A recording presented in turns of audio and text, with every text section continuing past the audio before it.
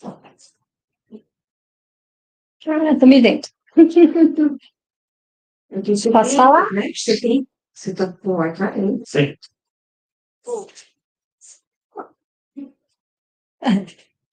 Mas agora, na verdade, agora aqui eu baixei, né? Já tá. Pode falar? Boa tarde a todos, bem-vindos, tanto a audiência aqui presente quanto o pessoal online. Vamos iniciar, então, a nossa segunda sessão do nosso evento, com uma mesa redonda de estudos de caso do Império Romano. Então, a nossa mesa vai contar com as presenças. Aí eu já vou falando, já vou convidando para vocês virem se juntar a nós, o professor Pedro Paulo Funari, do professor Rafael Escopacasa, e da professora Maria Beatriz, que vai representar a professora Maria Isabel, que infelizmente não pôde estar conosco hoje aqui.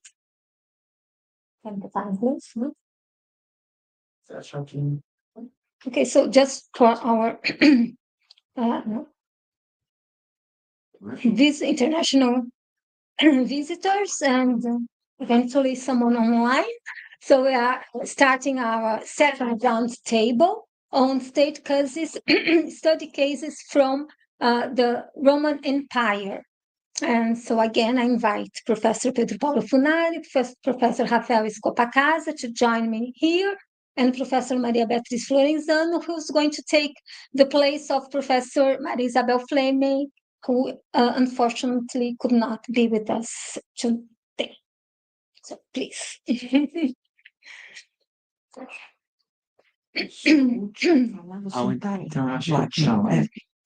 Deixa que eu sei não. Querem que eu sente aqui? Tá? Porque eu acho que eventualmente a gente vai trocar de lugar. Pode sim, né? Pessoal, quem tá aqui vai manipular o live. Sim, precisaria estar quem vai falar. Isso, então você vai falar assim. Isso. Eu vou falar primeiro? Sim. Não sabia disso. Tá ótimo. Vou tirar isso aqui.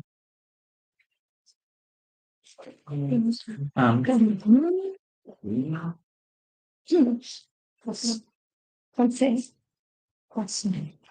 Well, first of all, Deixa eu te apresentar. Então, agora, com muita alegria, eu introduzo o professor Pedro Paulo Funari, professor titular da Universidade Estadual de Campinas, historiador, arqueólogo, formador de gerações e gerações de arqueólogos e historiadores aqui do Brasil. Então, dou a palavra ao professor Pedro Paulo, que vai apresentar o texto dele, Global, Local e Outros Aspectos dos Contatos Mediterrâneos Antigos, Global, Local and Other Aspects of Ancient Mediterranean Contacts. Obrigado, professor. Well, good afternoon. Thanks so much for your kind invitation to take part in this session. And first of all, to congratulate my colleagues here for this amazing conference. I think that is very important for everybody studying the Mediterranean in general and archaeology in particular. And the initiative to have it in the YouTube online and later on available to everybody is a very important one. I congratulate you, all of you, and particularly my friend, in the name of my friend Wagner, all the other organizers. Then my paper is, I will read in English, but later on I suspect that in the YouTube it will be possible to translate subtitles in Portuguese. So I read because of the time. Beyond global and local Mediterranean material connections. Globalization is very much a contemporaneous term used to grasp our own epoch, or rather the period that followed the Cold War. Globalization spread as a concept in the aftermath of a major historical change, and when the unconstrained power of capitalism appeared powerful enough to suspend history itself, as styled Francis Fukuyama in his The End of History, as early as 1989, reinforced in his The End of History and the Last Man, published in 1992. and soon available in several languages worldwide. During the long decades of Cold War, the flow of capital, commodities, and people was hindered by the structural East-West divide.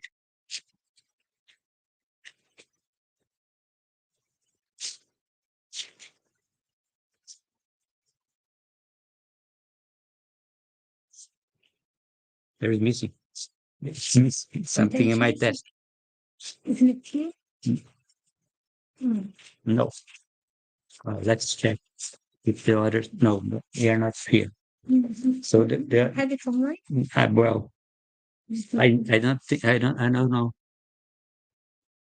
Probably the best thing to do would be to invite another speaker Okay. when we try to have the full text. And so Sure. we need to print it for me to read. Sure. So, Unfortunately, let's change sorry, progress. I had to check, but Professor Fanelli I'm is going too to lazy check to his check. text. So I invite slowly. Of course, yeah, no worries. Professor Scopacasa. So Professor Scopacasa is a professor of history in our history department at the Faculty of Philosophy, Social Sciences, and Belles Lettres of USP, of our university. And he specializes in late antiquity. Oh, no, not late antiquity. No. Early Roman Mediterranean, perhaps. Early Roman Mediterranean. Italy. So, thank you so much, Thank you. Professor. Maybe you want to Oh, yes, change I'm gonna here move. so Yeah. you can. Yeah. Set.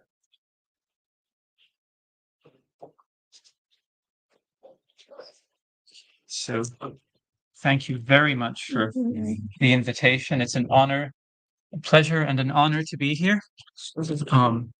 Thank you for the organizers for organizing this event.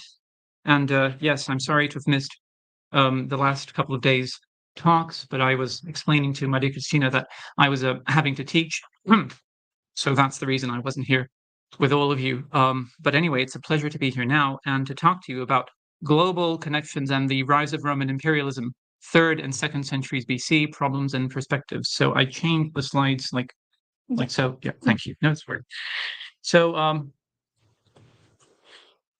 upon describing the overall plan of his narrative in the first book of the Histories, the Greek historian Polybius states, as you can see, that now, up to this time, that is the start of the Second Punic War in 218 BC, the world's history had been, so to speak, a series of disconnected transactions, as widely separated in their origin and results as in their localities. But from this time forth, history becomes a connected whole. The affairs of Italy and Libya are involved, simplicestai, with those of Asia and Greece, and the tendency of all is to unity. This is why I have fixed upon this era as the starting point of my work. Well, we should not take Polybius's sweeping claims at face value. It is probable that he was simply talking about Mediterranean connectivity in a new way. His reference to an interlinking or simploque should be interpreted not as evidence of an actual increase in connectivity in respect to what had existed before, but rather as a change in the way that connectivity was being perceived. Mediterranean globalization was being perceived. After all, it could be argued that Polybius had personal involvement in the furthering of Roman imperialism. Even so, it seems that plausible that the rapid expansion of Roman power after the defeat of Carthage in 201 BC affected the directions in which political power, economic resources, and cultural prestige flowed in that already highly connected world. The accelerated growth of the Roman imperialist project had the effect of reordering the geopolitical hierarchy in the Mediterranean in the space of a few generations. From a macroscopic viewpoint, scholars have identified the 2nd century BC as a period of massive funneling of wealth from the entire Mediterranean into Italy, owing to systematic plunder, mass enslavement, the demands for tribute, and other means of economic exploitation that were quickly put in practice by the pioneers of Roman imperial expansion. Although there was not yet a coherent and overarching provincial administrative system, Roman and Italian merchants swarmed into the trade networks of the Hellenistic world, looking to take advantage of the commercial opportunities that sprang from political and military success. The sharp increase in traces of Roman and Italian presence in the Aegean after the 160s BC is a well-known case in point. The epicenter of this presence was the island of Delos, where the Roman free port was decreed in 166, largely as a strategy to deflate the commercial prominence of Rhodes for reasons which we will return to in a bit. The influx of Romans and Italians into the Aegean, and Delos in particular, was expressive enough to alter not only the island's urban landscape, but also the Greek language itself. For example, in view of the introduction in the Greek epigraphic record of Latin loanwords that referred to long-standing Romano-Italic cults, such as the Compitalia. At the same time, and in the opposite direction, a so-called Hellenizing wave of artistic, literary, religious, and linguistic elements flowed with unprecedented vigor from Greece into Italy. It is generally believed that this phenomenon was pivotal in the development of Roman written literature itself, along with other cultural innovations that emerged in such diverse fields as architecture, theater, religion, and craft production. One particularly conspicuous example is the multiplication of stone-built temples across the Italian peninsula, which followed the latest architectural and aesthetic fashions in the Hellenistic East. Roman and Italian elites were also anxious to appropriate these artifacts and as cultural credentials that they could manipulate as status symbols. This was in keeping with the apparently long-standing practice among the Italic elites of viewing the Greek world as a kind of civilizational yardstick. The more general question that I want to contribute towards addressing in this paper is, what happens to a deeply diverse geographical region when it is propelled to the position of imperial heartland in the space of only a few generations? What impact did the accelerated shifts in Mediterranean connectivity of the early 2nd century BC have on the asymmetries of wealth and power that historically characterized the landscapes of central and southern Italy? And more specifically, what kinds of diverse lived experiences of connectivity arose in those corners of Italy where that were more removed from the busy avenues of geopolitical power and international trade that crossed the Mediterranean around the mid-2nd century BC? To address these questions, I propose to adopt a multi-scalar approach that will shift between the macro level of imperial geopolitics and the microscale of a particular settlement in a predominantly rural and comparatively remote mountain environment of central Italy. So that's more or less the idea. Now, Polybius was a near contemporary of Rome's entrance as a superpower in the Mediterranean stage. It's important to note that there are many historiographical debates as regards the veracity of certain key historical episodes that Polybius and other ancient authors describe in narrating the rise of Roman imperialism, particularly as regards the motivations and interests of the historical agents that participated in this process.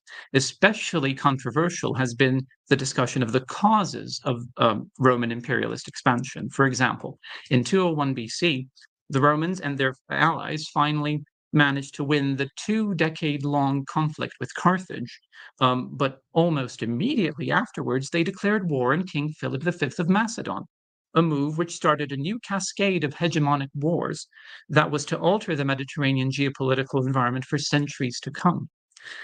There is a long-standing historiographical controversy concerning the factors that motivated Rome to plunge so readily into hostilities with Macedon so soon after the traumatic experiences of the Second Punic War. The early 20th century scholar Maurice Hollot suggested that the ultimate cause was a supposed plot of world domination that Philip was supposedly hatching with the Seleucid king Antiochus III, which would have alarmed the Romans, leading them to the conclusion that it would be better to act before the Macedonian-Seleucid alliance became too threatening. Whatever the Roman motives might have been, by 197, Philip of Macedon had been defeated.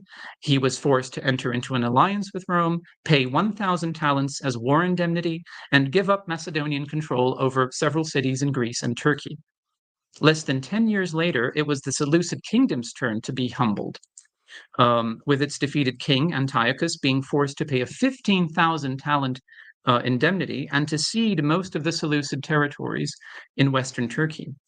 These territories were given to Rome's chief allies in Greece up until that point, namely the small kingdom of Pergamon, and which was on the western edge of modern Turkey, and the island polis of Rhodes.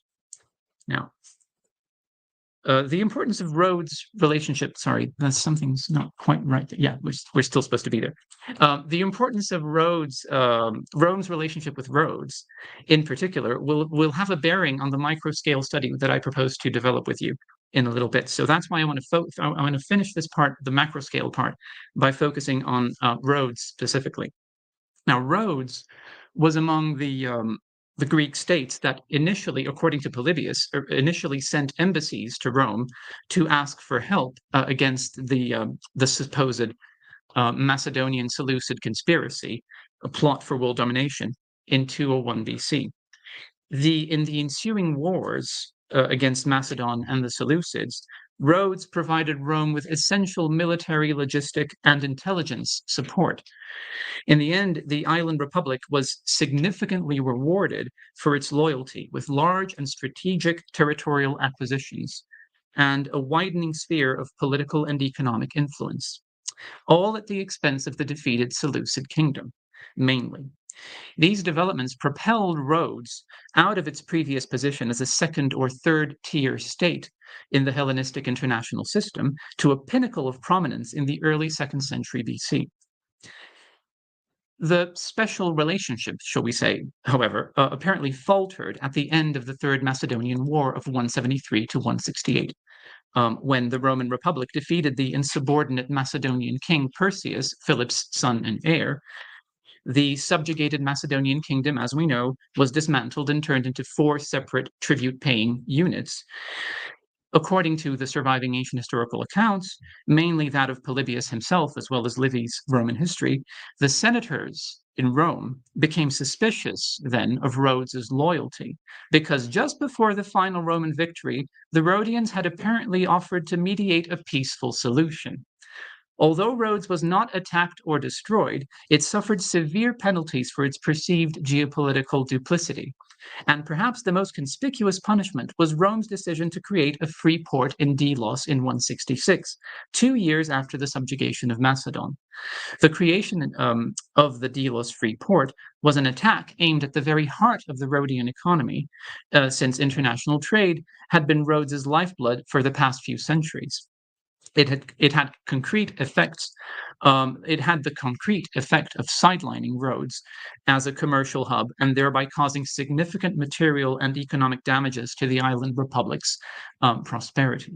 So now, shifting now from the macro to the meso scale, as I call it, of the Italian peninsula, in particular its central portions, what we encounter at the turning point of the victory over Carthage in 201 is an overall situation consisting of a stable and massive pro-Roman alliance network that was made up of various central and southern Italic states and communities, many of which remained nominally independent and controlled large swathes of territory in the central mountainous portion of the peninsula, but were at the same time obliged to send armies to fight in Rome's wars and also to follow Rome's foreign policy. Okay. Something's wrong. That was supposed to be a map of the region that I'm going to describe. So imagine that you can see the region of Samnium, which is basically this sort of central bit here. Yeah, Anyway, so yes, that's not a problem.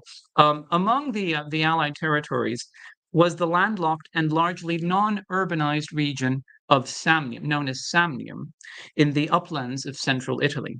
This region is almost unanimously characterized in Greek and Roman literary sources as a backwoods inhabited by rough and warlike Highlanders.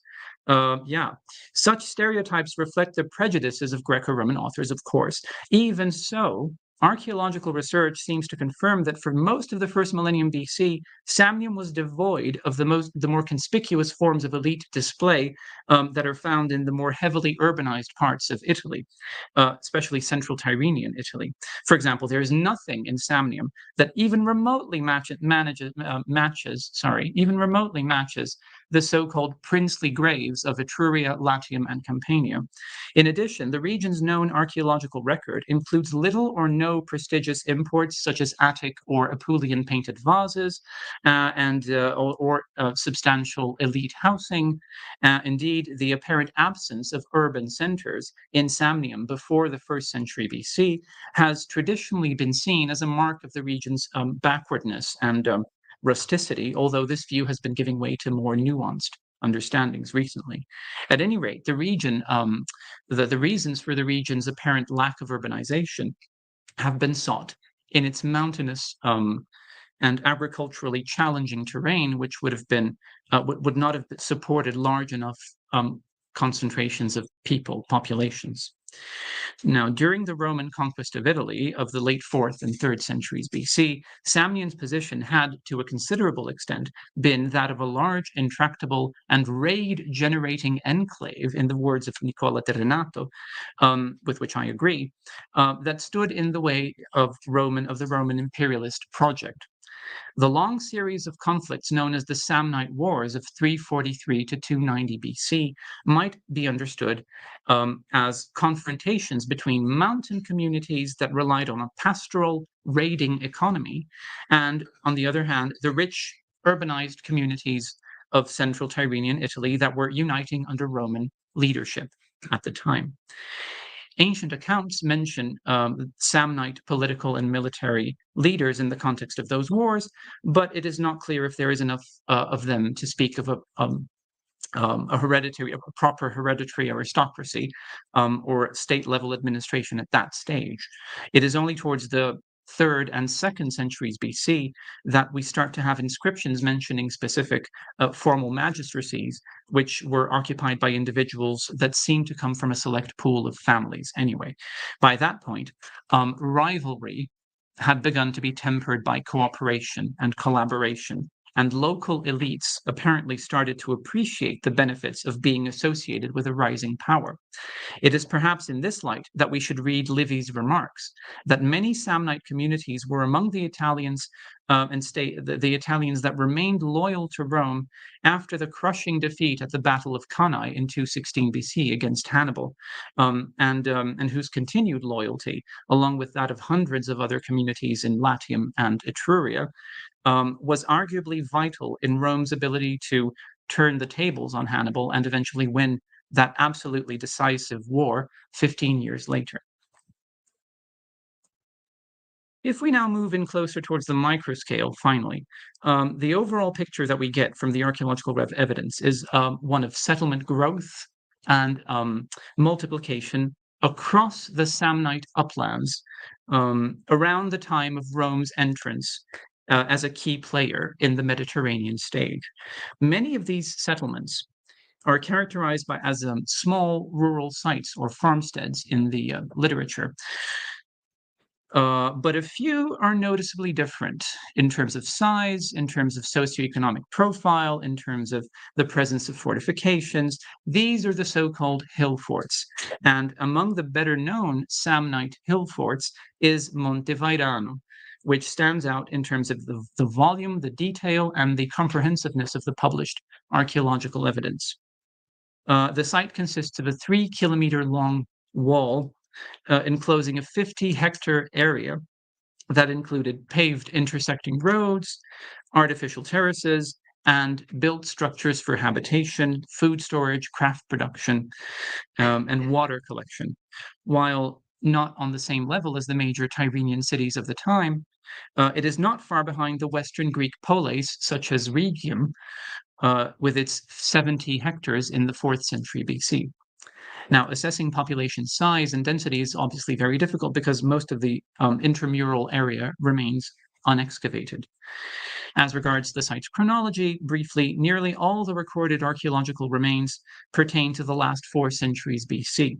The earliest consistent evidence of stable occupation belongs to the late 4th century BC, which corresponds to the wall foundation, or stratum C, as it's called.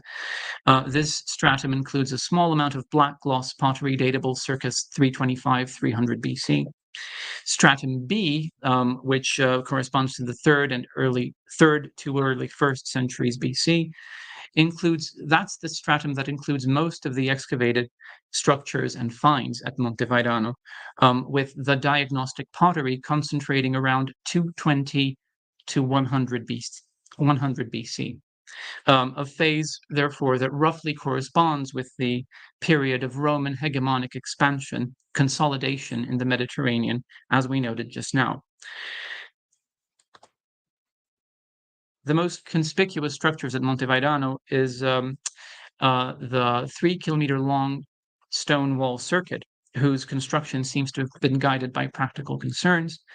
The extant wall heights of 2 to 3 meters are consistent with other Samnite fortifications and can be explained by the sloping hillsides, which would have reduced the need for very high walls. The width of the gateways, which is 6 meters, there are 3 gateways, so 6 meters wide, the eastern and western gate, and the southern gate is 3 meters wide. So those widths would have allowed for relatively quick access in and out of the settlement by large numbers of people seeking protection. Inside the walled area, connective infrastructure takes the form of paved, intersecting roads. Their articulation with the fortifications suggests an integrated building program. 4 large artificial terraces were identified in the intramural area, and one of which, Terrace A, was excavated. It included a rectangular building interpreted as a warehouse, which is consistent with the presence of storage jars or dolia found inside the structure. Immediately adjacent were a multi-room building of uncertain date and nature, the so-called Edificio C, and a cylindrical cistern with a tile mortar lining and a 12,000 liter capacity. A second cistern with a 150,000 liter capacity, and which was fed by a drainage ditch coming from out of one of the main roads, was identified some 60 meters away from the cylindrical cistern. Now, further evidence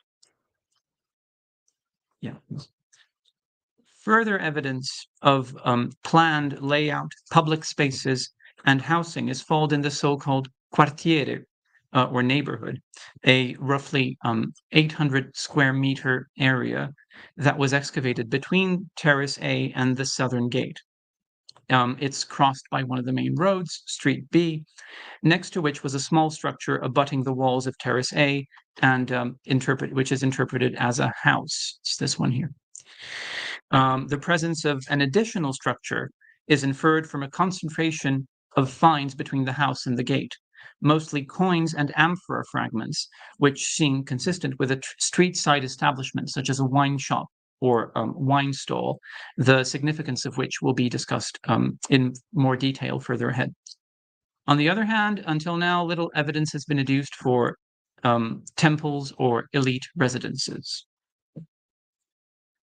Monte Vairano hosted a rather broad range of socioeconomic practices and occupations, from unspecialized agricultural labor to more sophisticated forms of craft production, writing, and international trade. Consumption involved a range of goods and services, from locally made pottery to imported Greek amphorae, which probably contained wine and olive oil. Now, such a variation is suggestive of a community that was socioeconomically diverse, from low-income peasants and independent craftspeople with different degrees of specialization, to potentially wealthy and well-connected merchants and or shopkeepers. Trade is indicated on an international scale, as I said. Black gloss pottery attests to links with other regions of Italy, while long-distance connectivity is confirmed by East Mediterranean amphorae concentrating in the Quartiere. The fact that the amphorae were intimately associated with coins, both spatially and stratigraphically, together with writing tools and drinking and dining paraphernalia, suggests the presence of an establishment such as a wine shop or stall that had trade links ranging from southern Italy to the Hellenistic East.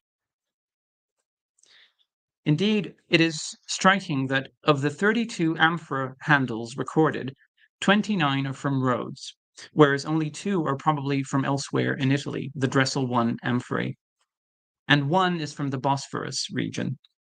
All are datable to circa 220 to 100 BC.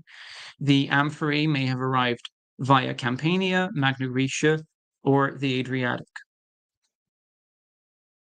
The stratigraphic association of the amphorae with East Mediterranean coins from Pharos, Apollonia, and Epirus as well suggests that some of the amphorae were imported directly from the Hellenistic East, raises the possibility. Montevairano appears, therefore, to have been home to or frequented by resourceful cosmopolitan merchants who were tapping into trade opportunities in the wake of the Romano-Italian hegemony in the Greek East. The marked imbalance between Italian and Rhodian amphorae invites further considerations. In a broader Italian context, Montevairano stands out for its abundance of Rhodian amphorae.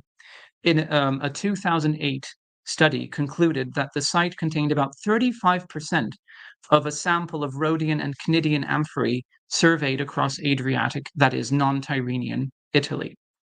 This suggests not only local prosperity in our semi-urban upland center, but also a deliberate effort at conspicuous consumption on the part of its inhabitants, since the amphorae may have been made even more expensive owing to their potentially difficult transport from Italian ports all the way to the heart of the Apennine Mountains. Now, from a diachronic perspective, the low ratio of amphorae per decade permits further different hypotheses. One possibility is that most of the imported products that the amphorae contained may have been stored in more perishable containers, which are no longer archaeologically visible. Alternatively, products such as potentially very expensive Rhodian wine may not have been the main fare, but rather an exceptional item in a more accessible list of goods. At any rate, if the Quartiere wine shop hypothesis is correct, its location immediately next to one of the main gates would suggest that it attracted people from outlying areas. Now, to round off, the foregoing data that I briefly summarized can shed some light on the diverse lived experiences that were generated by the accelerated shifts in geopolitical hierarchies and by the reorientation of long-distance exchange routes that mark the very beginning of the Roman Empire. First, pre-existing asymmetries among the regional landscapes of Italy in terms of urbanization, population, and overall wealth levels certainly had a bearing on how Italic communities became integrated into the transcontinental networks that took shape in the wake of Roman political and military hegemony in the Mediterranean in the decades after the defeat of Carthage. Second, the long-distance flows of wealth and geoeconomic influence that sprang from Roman military success were both intense and capillary enough to reach even the more remote and marginal corners of the rising imperial heartland that was the Italian peninsula. This much can be attested through the microscale examination of the available archaeological evidence from our semi-urbanized upland agro town of Montevairano in the heart of the Samnite Mountains, in an area of Italy, let's remember, that until a few decades before 200 BC had been treated as an intractable enclave by the Roman imperialist project. The evidence from Montevairano can therefore shed novel light on the impact of Roman expansion on Hellenistic globalization, insofar as it permits us to examine up close and in a comparatively higher degree of resolution the lived experiences of shifting global connectivity at the local level from a microscale perspective that foregrounds synchronicity. On a more general level, part of what we see at Montevairano seems to be the local manifestation of a broader trend involving the recorded increase of imported amphorae from the Greek East across the Italian peninsula after 200 BC. This might be seen as an effect of the consolidation of Roman hegemony in the Greek East, insofar as this hegemony opened up new commercial opportunities that both Romans and Italians were quick to take advantage of. In addition, as noted previously, both Roman and Italian elites were actively interested in acquiring cultural credentials that, in their eyes, would have brought them closer to the lifestyles of the Hellenistic urban aristocracies. The amphorae would therefore represent an effort on the part of local Italic communities to negotiate their position in the context of in the new context of global connections. Admittedly, the data considered in this talk offer only a partial and fragmentary picture. To begin with, there were certainly other containers used in the transport of wine, oil, and other foodstuffs made from perishable materials like wood or skins that are difficult to detect archaeologically. What seems more evident is that, owing to Montevairano's location in the heart of the Central Apennine Mountains, far from coastal ports and difficult to access, the presence there of these Rhodian amphorae was very likely the outcome of logistically complicated and potentially very costly operations. This seems to suggest a conscious effort on the part of local inhabitants to construct a globalized self-image, perhaps overcompensating for their relative marginality in relation to the main economic and political hubs in peninsular Italy. In other words, this somewhat out-of-the-way community would have been eager to assert and perhaps over-assert its inclusion in the new global networks, as well as its own familiarity with the globalized lifestyles of the Hellenistic Mediterranean. Such an effort would perhaps make more sense primarily in the context of competition for cosmopolitan credentials among rival grandees of neighboring upland towns and villages. On the other hand, it's striking that the imported East Mediterranean amphorae recorded at Montevairano were overwhelmingly Rhodian, at least as far as the published archaeological material is concerned. When we view this in light of the fact that Rhodes played a crucial role in the establishment of Roman hegemony in the East Mediterranean, we can develop further considerations as to the kind of lived experiences that the varying fortunes of imperial geopolitics produced in local contexts that had historically been marginalized from the busy avenues of geopolitical power and international trade. To begin with, we must not overlook the fact that Rhodes was a prominent commercial hub in the Greek East already in the late 4th century BC, so well before the Roman encroachment began in the region. While it lasted, Rhodes's special relationship with Rome came with some very conspicuous political, economic, and commercial prerogatives. The information that we get from Polybius, Livy, and other authors is that Rhodes enjoyed a privileged position as both key enabler and prime benefiter from the Roman conquest of the Hellenistic world.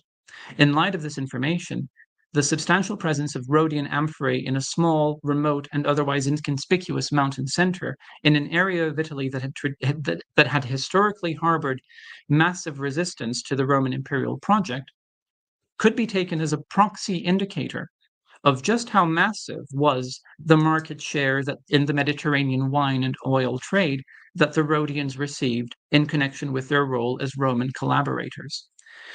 So whereas the Roman conquest of the East Mediterranean did not necessarily lead to an intensification or an expansion of connectivity, it did, however, reconfigure the spatiality of Mediterranean connectivity, creating new dynamics of interaction that operated according to novel principles and rules.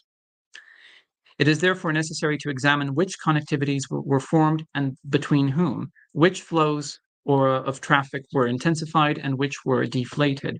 Owing to its association with Rome, the island republic of Rhodes gained a prominence that would otherwise have been unlikely in the Hellenistic world, which until that point had found itself in a multipolar power balance situation that was spearheaded by a select group of states, namely Ptolemaic Egypt, Macedonia, and the Seleucid Kingdom. In other words, like so many other globalizations in history, the globalization that was boosted by Roman hegemony in the Mediterranean in the 2nd century BC created new winners and losers and produced new inequalities.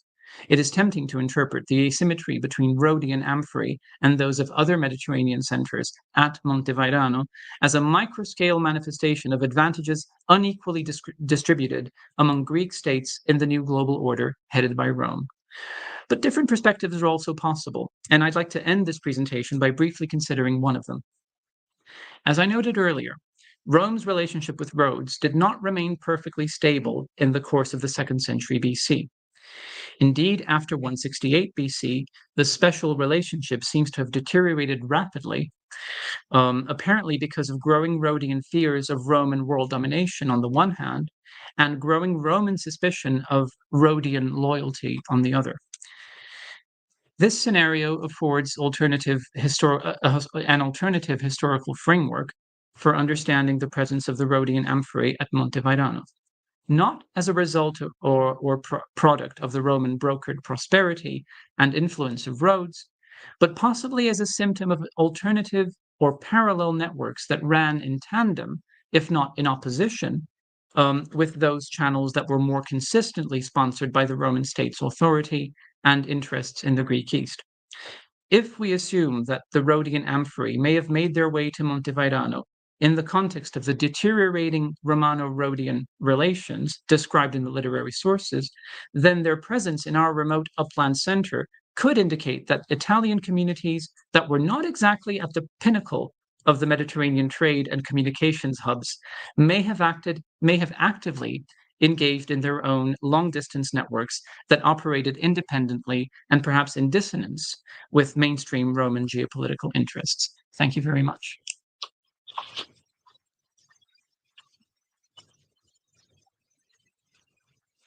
So much, Professor. Very interesting. Great. And so, as we did yesterday, we're going to leave all the questions to wrap up after all the presentations. Então, né, como a gente fez ontem, vamos deixar as questões para o final, depois de todas as apresentações, para a gente, né, poder cruzar informações e tal. So now I call again Professor Funari. Thank you so much, Professor. Thank you. Well, I start again the text because I was just in the beginning. Globalization is very much a contemporaneous term, used to grasp our own epoch, or rather the period that followed the Cold War.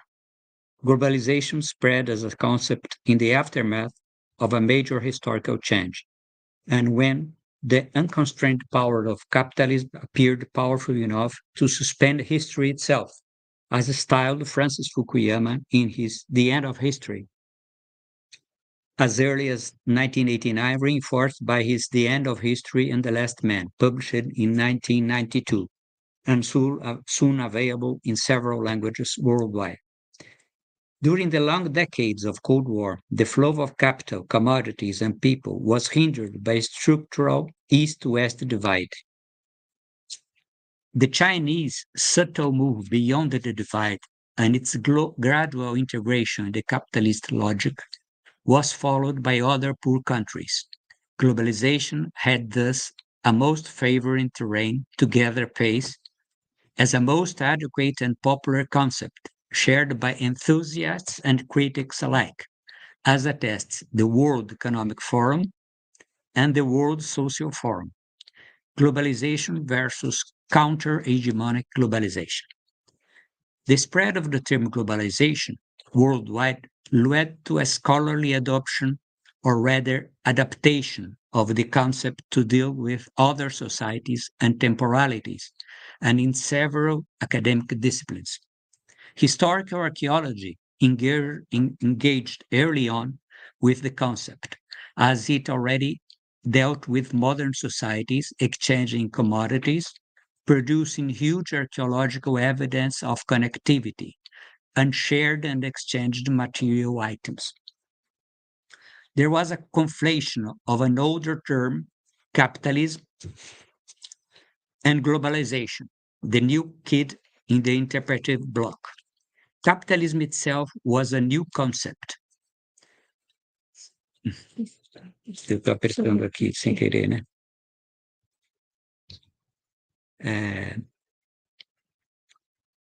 There was this conflation of an older term, capitalism, and globalization. Capitalism itself was a new concept used only from the mid-19th century, but both terms were used to refer to the world since at least the 15th century. Globalization, as a contemporaneous contention point, has in the local its counterpart. The easy answer to the dilemma was the mantra, think global, act local, whilst the true challenge was to try and articulate a range of connections. In a way, this global and local impasse relates to a key epistemological issue, universalism versus particularism. A universalist approach stresses ahistorical, human, and social features, such as may be the minimizing efforts and the maximizing benefits, whilst a particularist approach emphasizes contextual, historical, and cultural conditions. Both approaches not only live together, but show how social life is complex, as well as its interpretation is complex. In historical archaeology, capitalism and globalization were early stars concepts used to understand not only the presence of pottery and ceramics, but the whole functioning of the social world. Early on, this prevailing interpretive framework has been challenged from several fronts, not least from the peripheral areas, so aware of cultural differences. Whatever the stand we take on this debate, global and local are more than antinomies. They are inevitable bones of contention. Capitalism and globalization do not exist outside specific cultural, historical contexts and conditions. After this long excursus, the use of these terms to the ancient Mediterranean acquires a particular resonance when we realize that historical archaeology played an early role in spreading the word about a possible global approach applied to other archaeological contexts. This was stressed yesterday by my colleague Fabio Morales, showing several books applying to other places of the world. It was influential in a disciplinary way, as archaeologists were increasingly aware of historical archaeology literature, not least by the fact that modern archaeological contexts contributed to illuminate ancient archaeological evidence.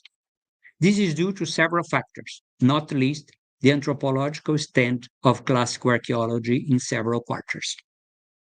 This contributed to an innovative building or bringing up of a generation of classical archaeologists in close contact with archaeology, historical archaeology, and otherwise.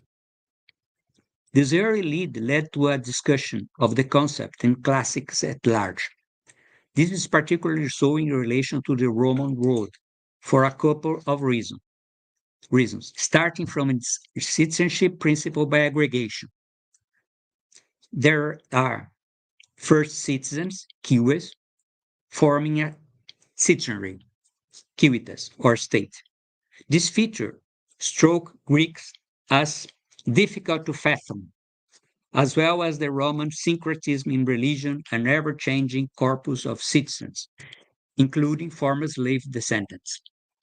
If this is true from the start, the so-called Pax Romana during the Principate was decided for the spreading of connectivity around the Mediterranean, as stressed Scopacasa just now.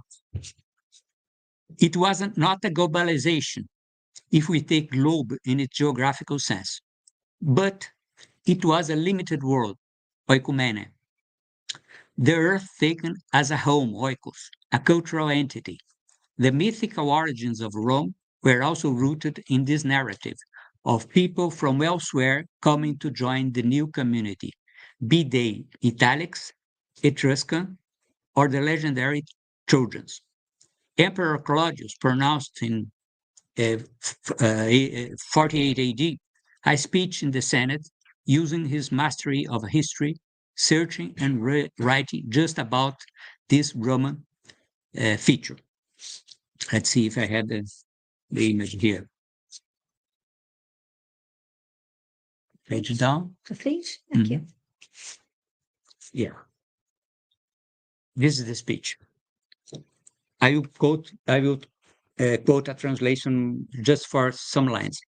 In principle, kings governed the city, but they did not pass on power to successors from their own family. Others came from outside, some of them foreigners. So Romulus was succeeded by Numa from the land of the Sabines, our neighbors, no doubt, but a stranger to us at the same time. In the same way, Ancus Marcius was succeeded by Tarquin the Elder, who, because of the stain of his blood, his father was Demaratus of Corinth, and his mother a Tarquinian of noble race, it is true, but her poverty had forced her to submit to such a husband, found himself rejected in his homeland from the career of honors.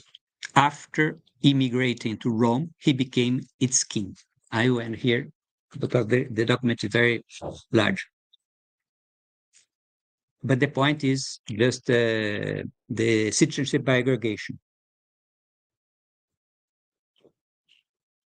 The speech has been preserved by an inscription found in Lyon, France, in 1528, and it sums up well the notion of aggregation of people from the start from elsewhere. Besides, the right of citizenship was not a single concept, but citizenship itself was split in a range of civic status, such as sine suffragio, no right to vote, jus lati, rights of the Latins, that is, restricted rights, including the unique case of freedmen with citizenship but deprived of holding office, something, however, their sons could hold.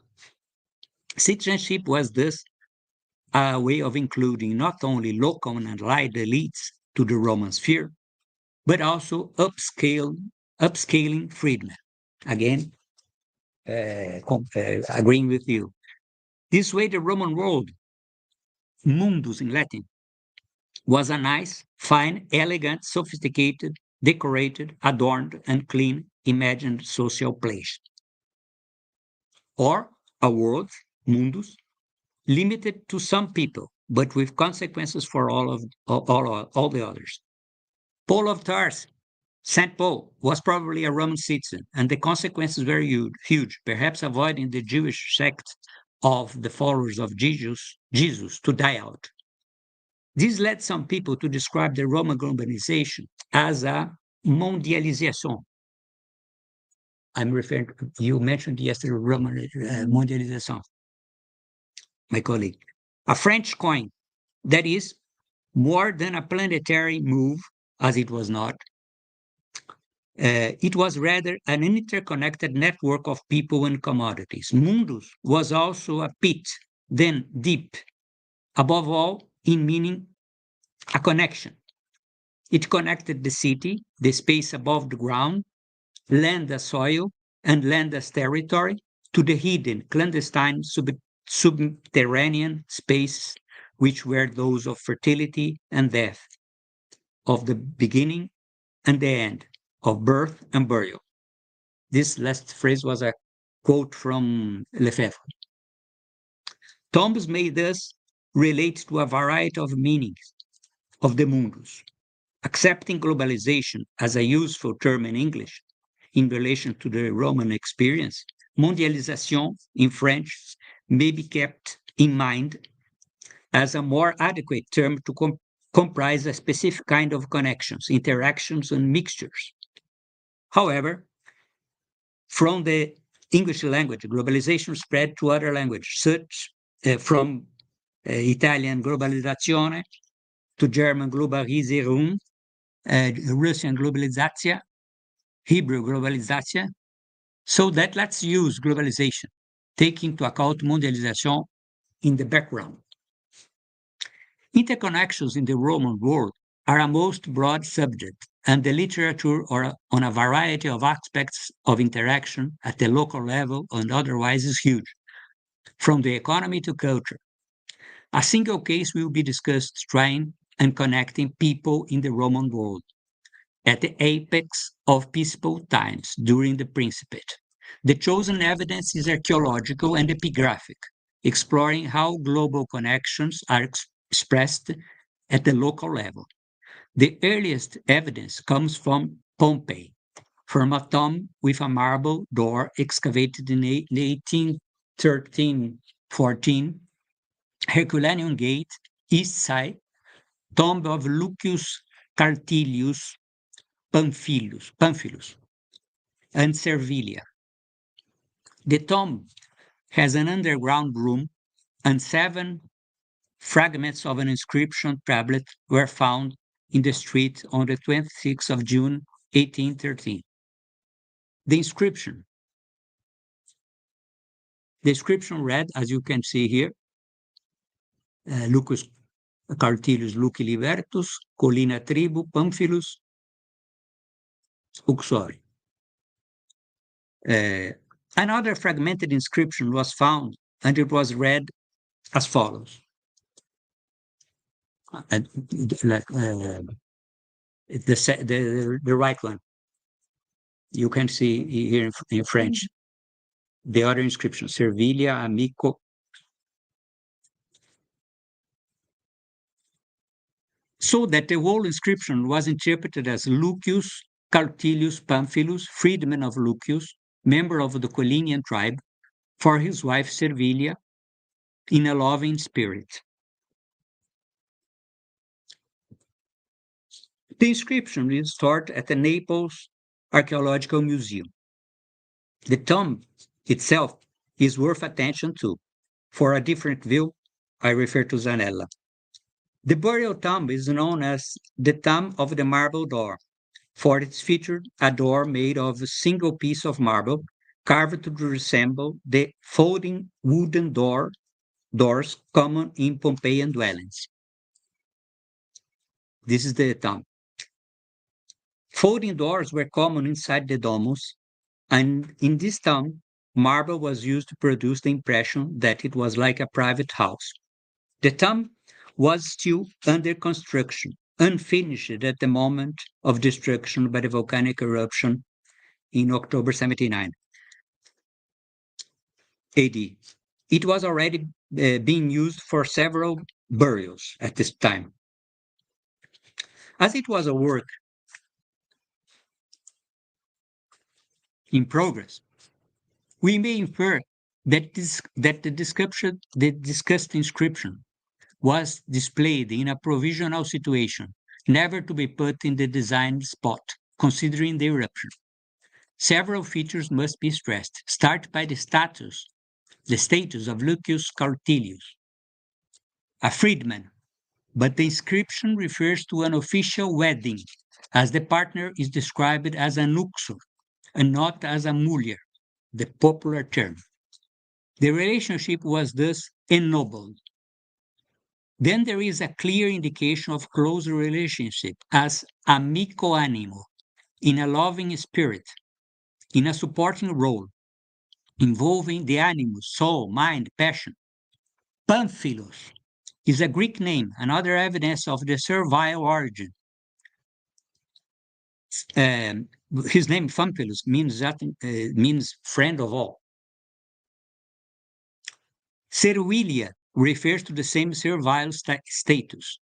The Colinia tribu is an urban Roman tribe, so that he was not freed in Pompeii, as he did not belong to the tribe Menenia, the tribe of the Roman citizens of Pompeii. The tomb itself was extraordinary, comprising a marble door and an underground room storing one alabaster urn, one marble and two glass urns, two amphorae, 8 glass cremation jars, a terracotta altar, 3 terracotta jugs, an agate sapphire set in a gold ring, and with a deep cut in the center. An original drawing shows the edicula and the side benches opposite the entrance and the location of finds, as you can see here. This is two other drawings of the 19th century. The marble door, 2 marble doors posts which were found inside the tomb were restored in place in 1814. As you can see here, to the left, in the first row, there is a glass urn found on bench running around sides. View of front of tomb, terracotta altar with cylindrical double conical body with graphic ornamentation, found close to the alcove. In the second row, a cross section shows an edicula and the edicula opposite entrance, bench and location of some objects, and a cross section of inner chamber. In the third row, there is a marble urn found top left of the entrance, a marble door and profile, an alabaster urn found in edicula opposite the entrance. Then there is a drawing of agate sapphire ring found in an alabaster urn in the tomb, possibly referring to a sacrificial animal to the right. The description in French is cerf qui se gratte le ventre. Before leaving Pompeii, it's interesting to note the importance of the temple of Isis, or Isis, restored after the earthquake of 62 AD.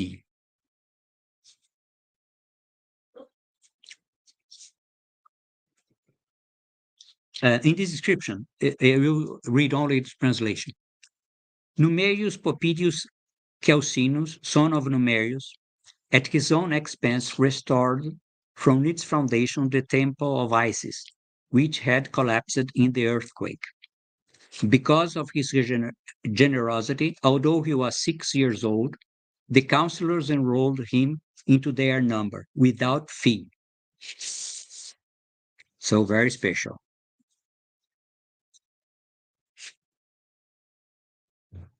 This is the temple. This translation. This is the temple. The archaeological evidence from Pompeii may be related to a later one from Ostia, another global town of the Roman world. It is possible to suppose that after the destruction of 79, the surviving members of the Cartili family moved from Pompeii to Ostia, another well-connected Mediterranean center. Later on, the family name Cartilius occurs quite frequently in Ostia and is rare elsewhere. In the years 1856 and 59, their family tomb was searched on the road of the tombs outside the Porta Romana, Ostia, but the precise location of the tomb was not specified. A few generations of the family had been recognized. The earliest are Lucius Cartilius Hilarus and Cartilia Felicula. There are several inscriptions relating to the Cartili from this period, most revealing slave origins and connections, as studied by Torres in CIL 14310. No, I don't have this. This is this description.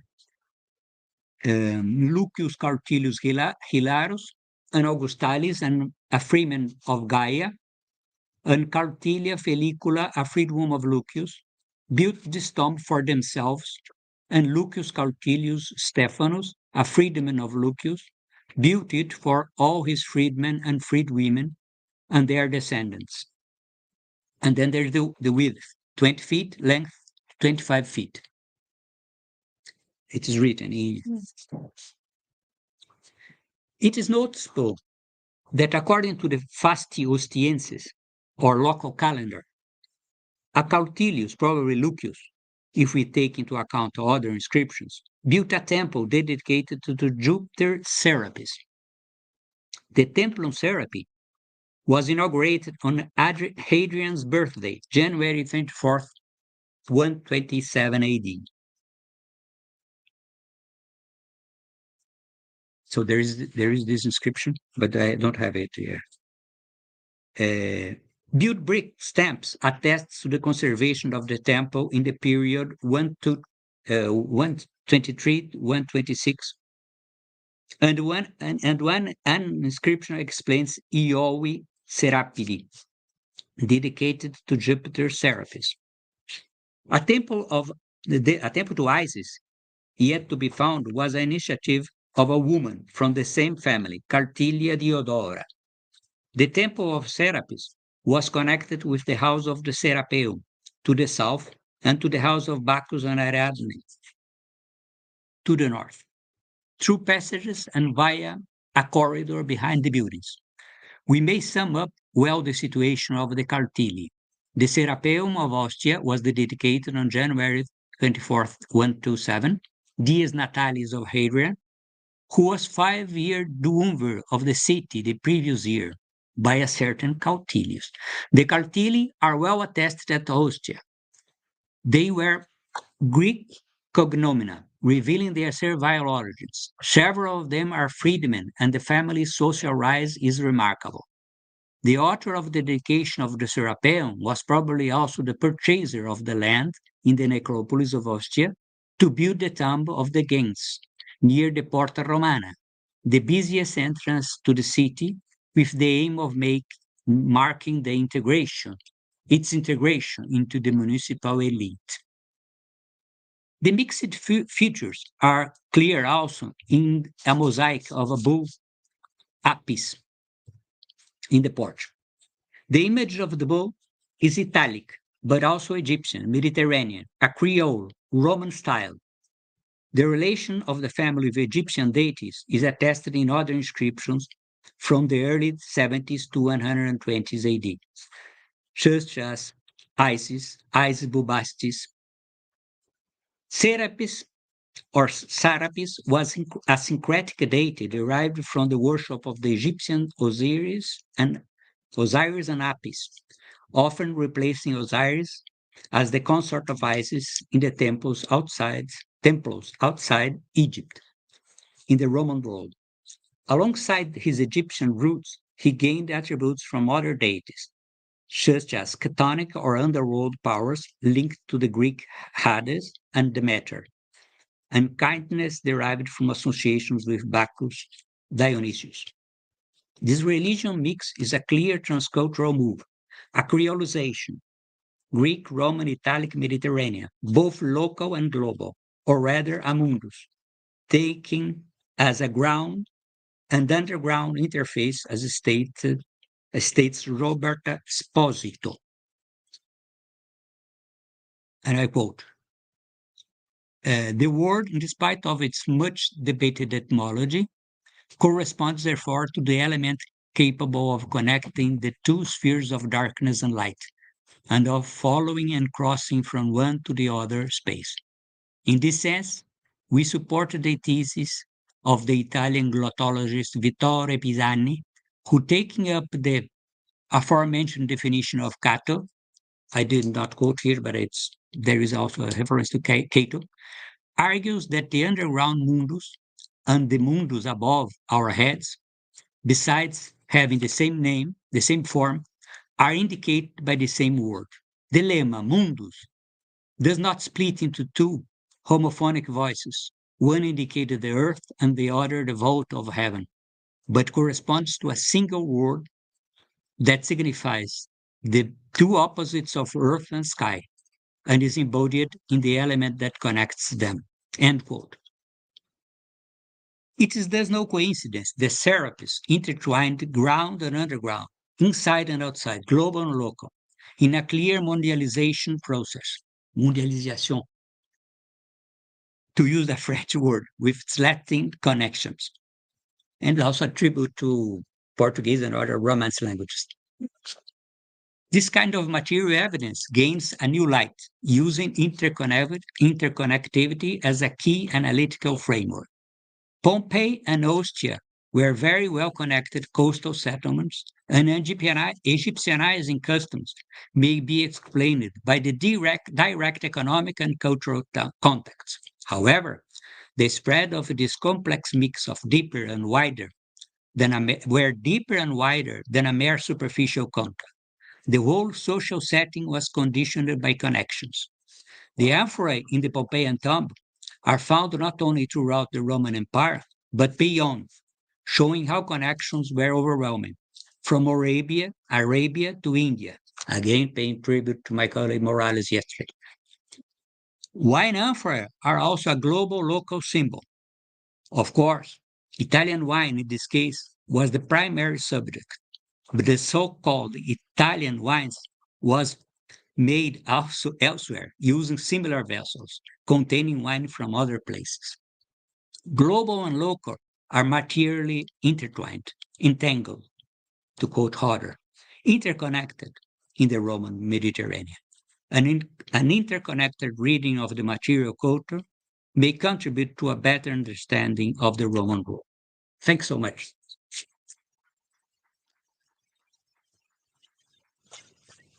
Professor Funari, very much.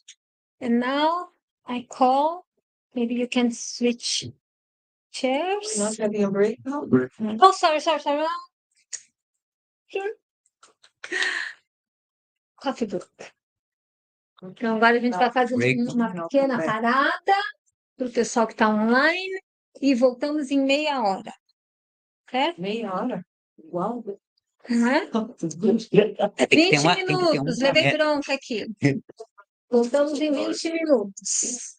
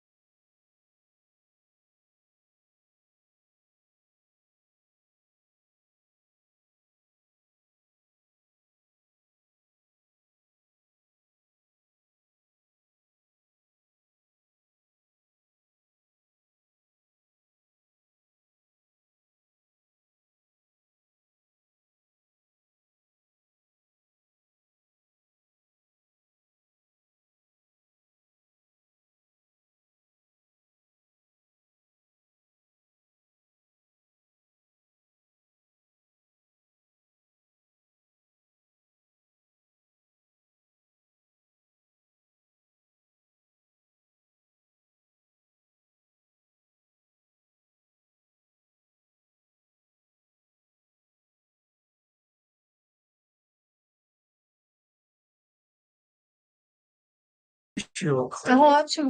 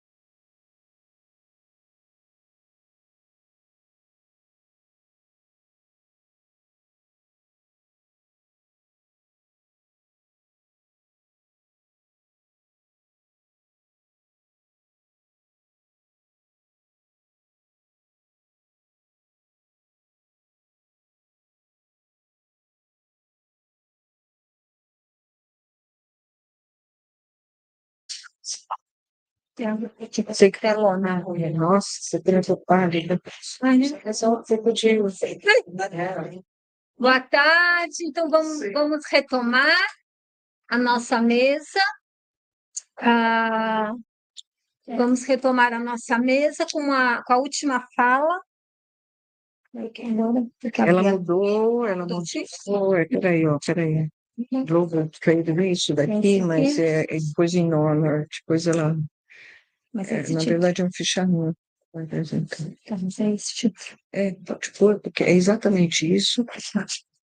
Então, agora, como eu coloquei para vocês no começo da nossa tarde, a professora Mabel, infelizmente, não pôde comparecer, e a professora Beatriz vai, então, apresentar o paper da professora Mabel, que se intitula Comércio Global e Tradições Locais na Produção e Uso de Vasos de Bronze em Contextos Funerários na Trácia Romana.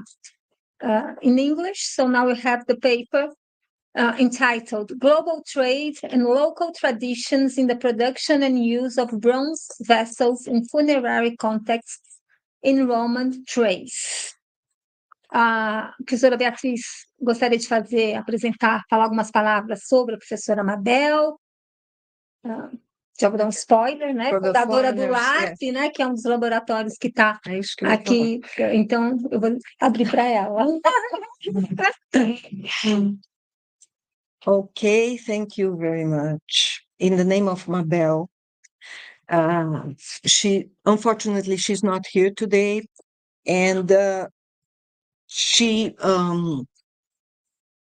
wanted me to tell you that this is a project that she is just starting, and this presentation is a presentation, sort of a state of the matter, state of the art. And Mabel has a long story in the museum. She and I are retired already, but we continued studying, and we have a research agenda. And Mabel decided in her retirement to get back her PhD that was about the bronzes from Teresa Cristina, the Empress of Brazil, and the collection, which was, unfortunately, I believe, melted in the fire of the Museu Nacional. Her PhD was, this is a companion bronze vessels, was her PhD. So she decided now, as we have a nucleus of trace research in the museum, she decided to take the bronze vessels from trace and restart her studies. As you can see, she's paying a tribute to Rosica Nenova Medjanova. I don't know if I'm saying right her name, but she brought the material that she published, and she wants to show the potential of this material if approached in a global, local lens. So let me see what else she asked me to say. Oh, this is very important because she is the responsible for the creation of this laboratory on Romo provincial archaeology, and which now Wagner is the responsible, the coordinator. So Mabel had a story with the technology in the museum and bronze technology, pottery technology. She is also went to physics classes in her youth. So she's going back to her bronze vessels now. It's a pity that she's not here today because, of course, she would present this much better than I'm going to make it.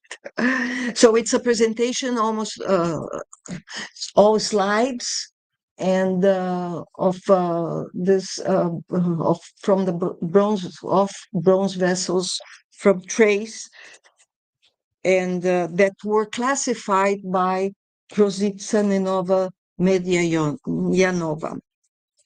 So I believe we can pass the slides. They are self-explained.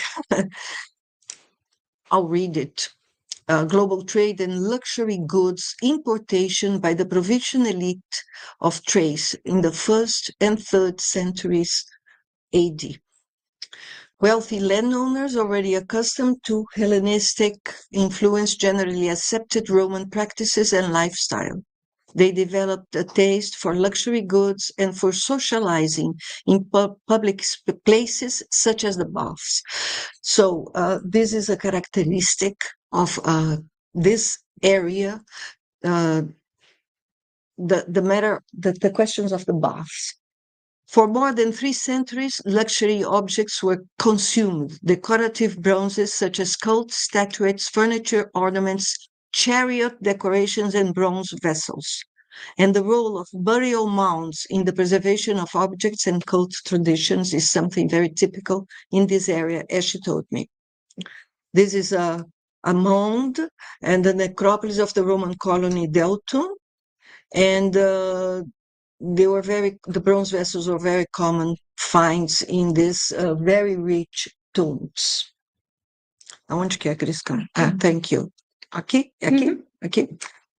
Well, more than 50% of the vessels were imported. 50% were of Italian provenance from Campanian. From these imported, 50% were of Italian provenance, mainly from Campanian. And also provincial origin, centers from Gaul and Pannonia, and with smaller and irregular imports. Eastern centers like Egypt and Syria, large quantities of vessels. But there is also local production. She points out that the absence of a complex industry specialized in high-quality bronze vessels was what happened in Thrace. The regional workshops held the production of simple bronze vessels to meet the demand of less affluent clientele. Mid-2nd century AD, population growth in Thracian cities led to an expansion of trades. Specialists in this area will tell if this is correct. Bronze objects produced at this point, car ornaments, small boxes and furniture decorations, figurines and vessels with little variety, inspired by types more widely disseminated throughout the empire. The functions and uses of these bronze vessels in Thrace were, as Ms. Rositza points out, there were many contributions from the most recent research. She's pointing out this here from this contribution from Madame Nenova. Tableware, hygiene and personal care, vessels for baths and cosmetics, medical utensils, specific forms, religious contexts. Reconstruction and usage sequence of the main types of Roman bronze vessels for tableware, hygiene, and personal care. So she'll present, this is the title for the next presentation. See the kind of objects that were very much found in the tombs, in those mounds in Thrace. As Mabel explained, I have to point out that my specialty has nothing to do with Thrace. I work with Western Greek and numismatics, and so it's also for me, this is something very new. Water heaters, this is fantastic, huh? A 6th century AD from Stara Zagora. Burial amphora from Karanovo, burial amphora from Shatalka, Stara Zagora district. And A and B, burial amphora from Shatalka, Stara Zagora district. All these pictures, of course, she took from the book that I mentioned before. Jug from Kamenar, ancient Alicaria, Burgas district. Jug from Briastovets, ancient Karagasha, Burgas district. Jug from Shatalka, Stara Zagora district. These are all the functions of all these pieces. Look at this, how beautiful. Cylindrical handled bowl from Kramer. Several cylindrical handled bowls. They look like pateras, don't they? Yeah. Huh? They are pateras, huh? Only that with a handle. In classical Greece, the pateras didn't have handles. The pottery pateras, they would do like this. No. Jugs, very sophisticated jugs. Amphorae from Shatalka. You are going back. I'm going back? Thank you. Qual que é esse carro? Trechinho para cá, do lado Essa zero. daqui? Uhum. I can't see. Deixa eu That's passar aqui, né? Uhum. Não, eu passo. Pronto. The pateras, yes. Oh, here. Basins from Shatalka, asymmetrical basing, ellipsodissection basing. vessels of local production. As she said, they are simpler, they are less sophisticated. Flat handle bowl from Mikhailovo. Now, the table and kitchenwares. This is a repetition of the situlae and a trula. Now, this is beautiful, provenance from a tomb in Balkik, scenes from Iphigenia in Tauris. It's a crater for table use, vessels for oil, forms for bathing and medical care. This is something very local, isn't it? Ampulla, bust vessel, doesn't say the period. Private collection from Trace, this the first vessel up there. Globular vessel. Globular vessel. No, all of them Yeah, are globular globular vessels, vessels. yes. And bust vessels. Bust vessel. So Mabel is just starting to deal with all this material that was published by gosh, look at this. And this.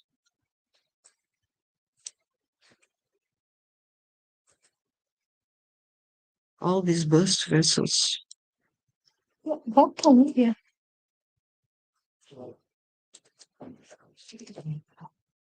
Petya, would you say it's a Thracian? No. Well, honestly, I'm not a Roman period archaeologist, and I'm really not experienced in this. What I can say, judging by the place names, the origin of these objects, what I didn't understand is that these are published in a book on. They are all published in this book. This presentation, yes, she prepared this presentation in honor to this yes, that published everything. So she's trying to take this all this material and try to understand global and local afterwards in her project. She's just beginning with the project, and so she just tried. That's what she explained to me. Tried to present the state of the art of the material. Yes, yes, yes. I'm really not an expert in this material. What I can say is that they seem to come from the largest Roman Yeah. cities. Some were founded by during that period.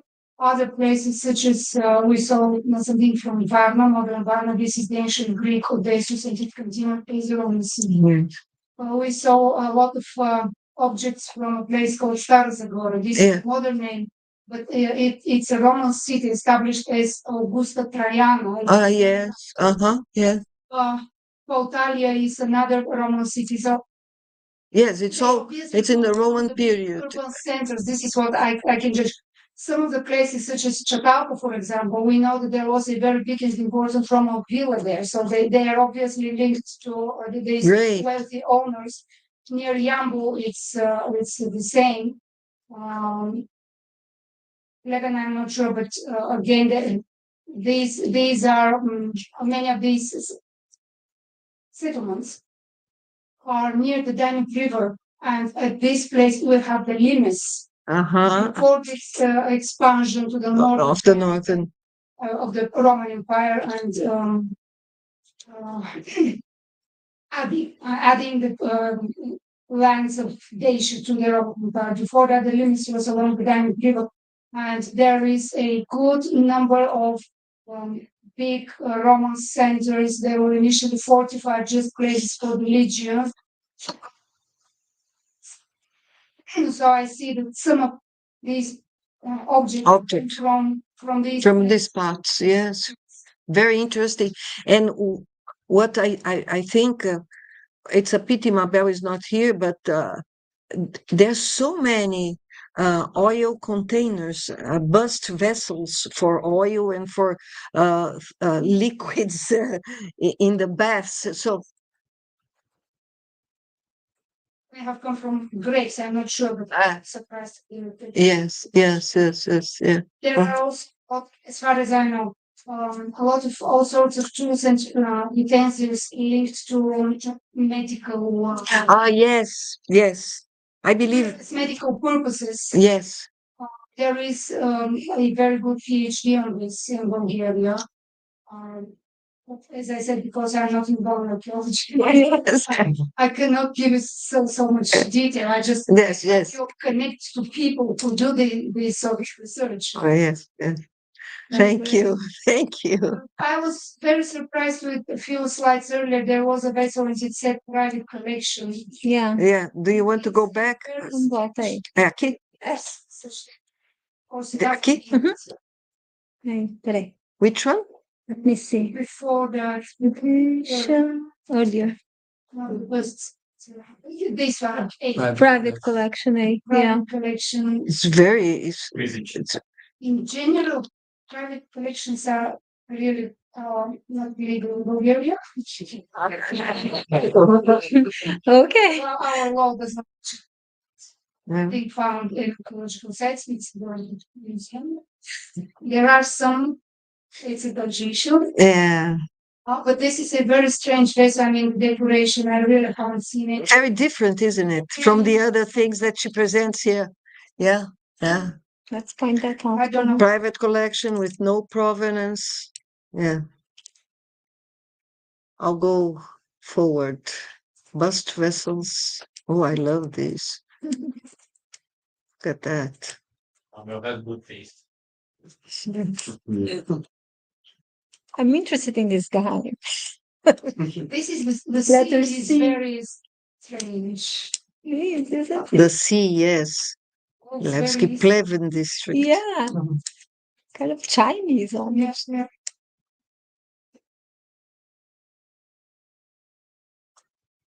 Arbitrus.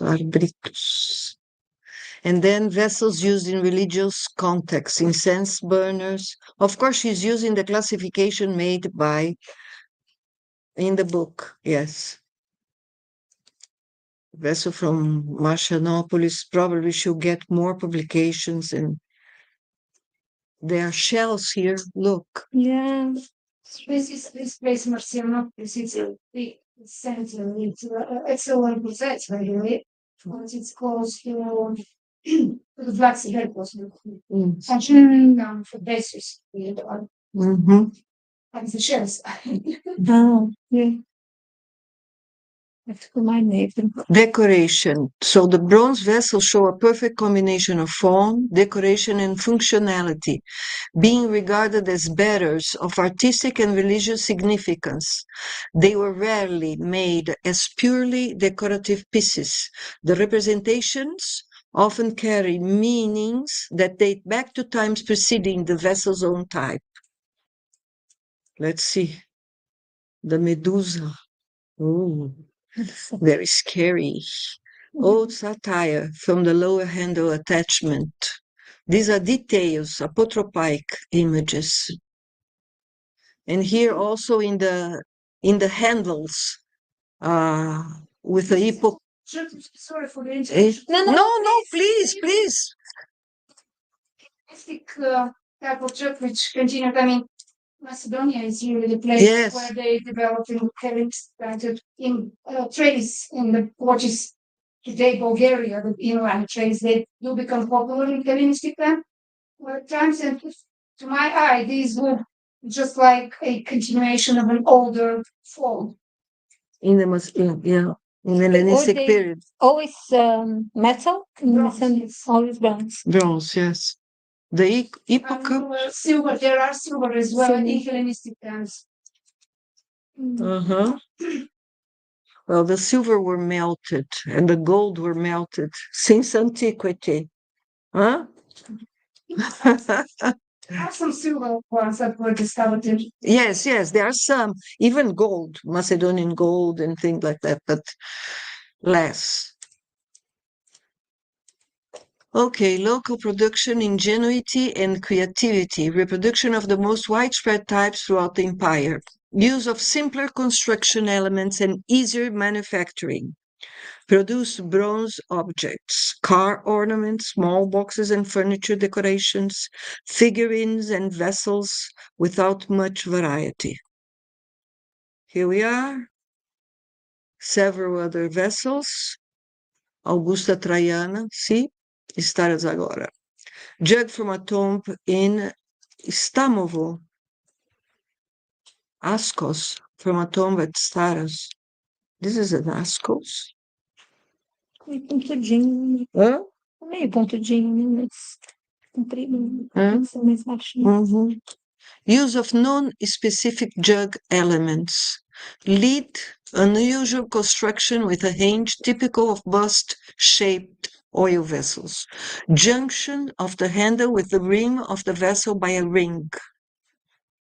3, she called me this morning to tell me that 3 was misspelled. Leg jug, Augusta Traiana. So I believe she's calling attention for the local things and not so common. I don't know. Non-specific jug elements, the junction of these elements. Whether these things Are common or not? Are they common or not? Don't know. Do you know? No, not really. From car ornaments to bus-shaped oil vessels, a sub-industry characterized by the mutual influence between techniques and symbolic cultural motifs. Industry of Pautalia, car ornaments. She'll have to work a lot on this, my God. Car ornaments with a bus-shaped oil vessel in the center. All the objects represent busts of Hercules, a hero patron of baths and thermae. So we arrive at the end. She tried to make a systematization that exists in English. Is this? It does. Of relevant points to this seminar. The continuous flow of bronze vessel imports through Western Mediterranean networks, centers in Italy, and eastern provinces, Egypt and Syria, aimed at Thracian clients who shared Roman practices and lifestyle, with a taste for luxury goods and socialization in public places like baths. This is a local thing.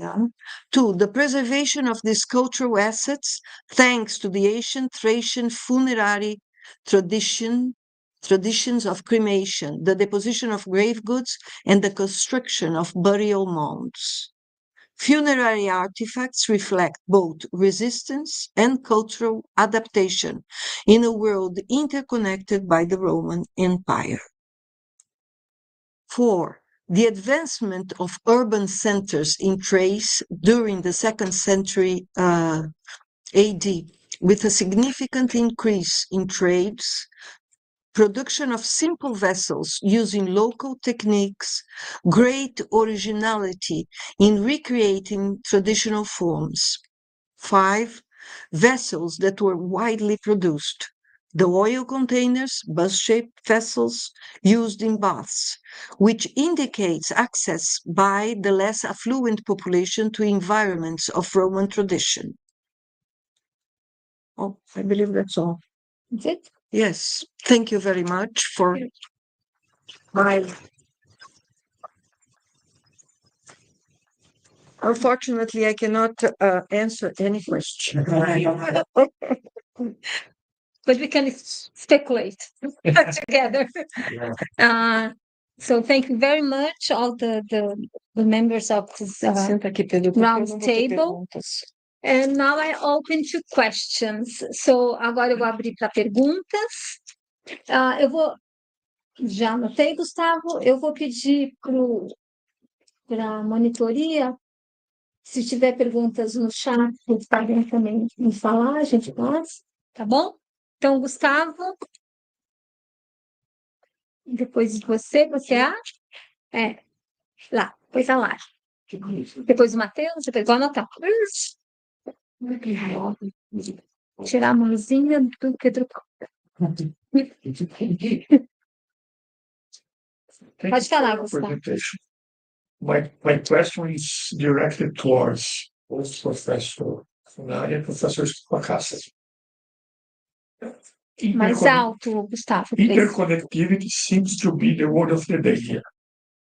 Your speech discussed somehow the term, but one can think about interconnectivity in many contexts. We can think of interconnectivity regarding the multitude of communities around Lake Titicaca in the Andes. We can think of interconnectivity regarding the communities around the Baltic Sea during the Viking expansion. We can think of interconnectivity regarding the Indian subcontinent and the West Africa. We can even think of interconnectivity regarding the Mongol expansion towards west during the Middle Age. We can also think of interconnectivity regarding the Danube Basin from the 3rd millennium BCE onwards. But in none of these cases, the particular researchers dare to call this interconnectivity globalization. It seems that only Eurocentrism allows for something that happened in a regional scale, the Mediterranean basin, to be called global. Shouldn't we speak instead of Mediterraneization? Então, Gustavo, agora vou te pedir para repetir em português. Por favor. Interconectividade parece ser a palavra do dia. As suas falas discutiram, de alguma forma, o termo, mas a gente pode pensar em interconectividade em muitos contextos. Podemos pensar em interconectividade no contexto da grande variedade de comunidades em volta do lago Titicaca, no Peru, nos Andes. Nós podemos pensar em interconectividade a respeito das comunidades no entorno do Mar Báltico durante a expansão viking. Nós podemos pensar em interconectividade em relação ao subcontinente indiano e o leste da África. Nós podemos pensar em interconectividade relativa à expansão mongol em direção ao Ocidente durante a Idade Média. Nós podemos até pensar em interconectividade em relação à bacia do Danúbio a partir do 3º milênio antes da Era Comum. Mas, em nenhum desses casos, os pesquisadores, em particular, ousam chamar essa interconectividade de globalização. Parece que apenas o eurocentrismo pode permitir que algo que aconteceu numa escala regional, ou seja, no entorno do Mediterrâneo, possa ser chamado de global. A gente não deveria estar falando em vez disso, de uma mediterranização? Muito obrigada, Gustavo. Só quem tiver começando. Sim. You first. After you. Ok. Respondo em português ou inglês, como é que sabe? Português, né? No, Posso fazer as duas coisas. So, thank you for your question. So, you raise a very interesting point. I mean, I personally don't think that globalization is necessarily a Eurocentric concept. I think it all depends on how you contextualize it. As long as you contextualize it historically, properly, it's a perfectly useful concept to employ. And as long as the reality to which you are that you are trying to understand by employing it allows for that concept. So I think that the question we have to ask ourselves is, what is globalization? What do we mean by globalization? I don't think we mean necessarily that like I said, it's not necessarily a Eurocentric bias. I think what is, you could argue that what is distinctive about globalization is that it refers to a specific kind of interconnectivity, as you said, which arguably entails interdependence. So it's interconnectivity at a higher level, shall we say, where the level where you have different, very far, distant regions that are distant geographically. They don't necessarily have to be at opposite ends of the world, like opposite ends of the globe, but still they are distant from each other to a significant extent in comparison, in relation to, shall we say, the technologies like the transportation technologies and the communications technologies available in a specific historical context. So distance is relative, of course, it's a relative concept. But if we assume that globalization refers to a kind of interconnectivity that is at a level, a density of connections where distant geographical regions become dependent on each other, like they can't exist the way they do without the connections. Yeah, that I suppose you could argue that is globalization, no matter whether it refers to the Mediterranean or the Atlantic or the Indian Ocean and its connections with sub-Saharan Africa, as you said. Again, that's going to come down to how you define your geographical context. But as long as you define it clearly, and as long as there is sufficient, as long as this interconnectivity is dense enough, shall we say, to warrant the use of the concept of globalization, then I see no problem employing it. I don't think it's necessarily Eurocentric, but that's just my opinion.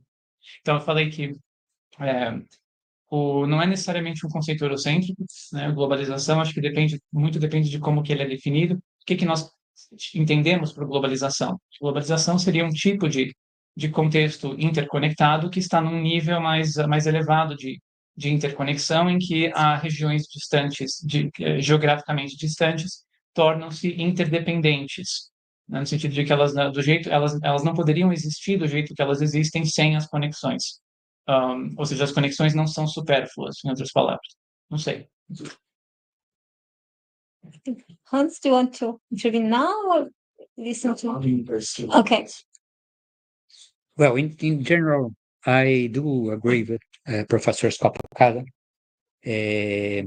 But I would also say, well, I discussed just this subject in my paper,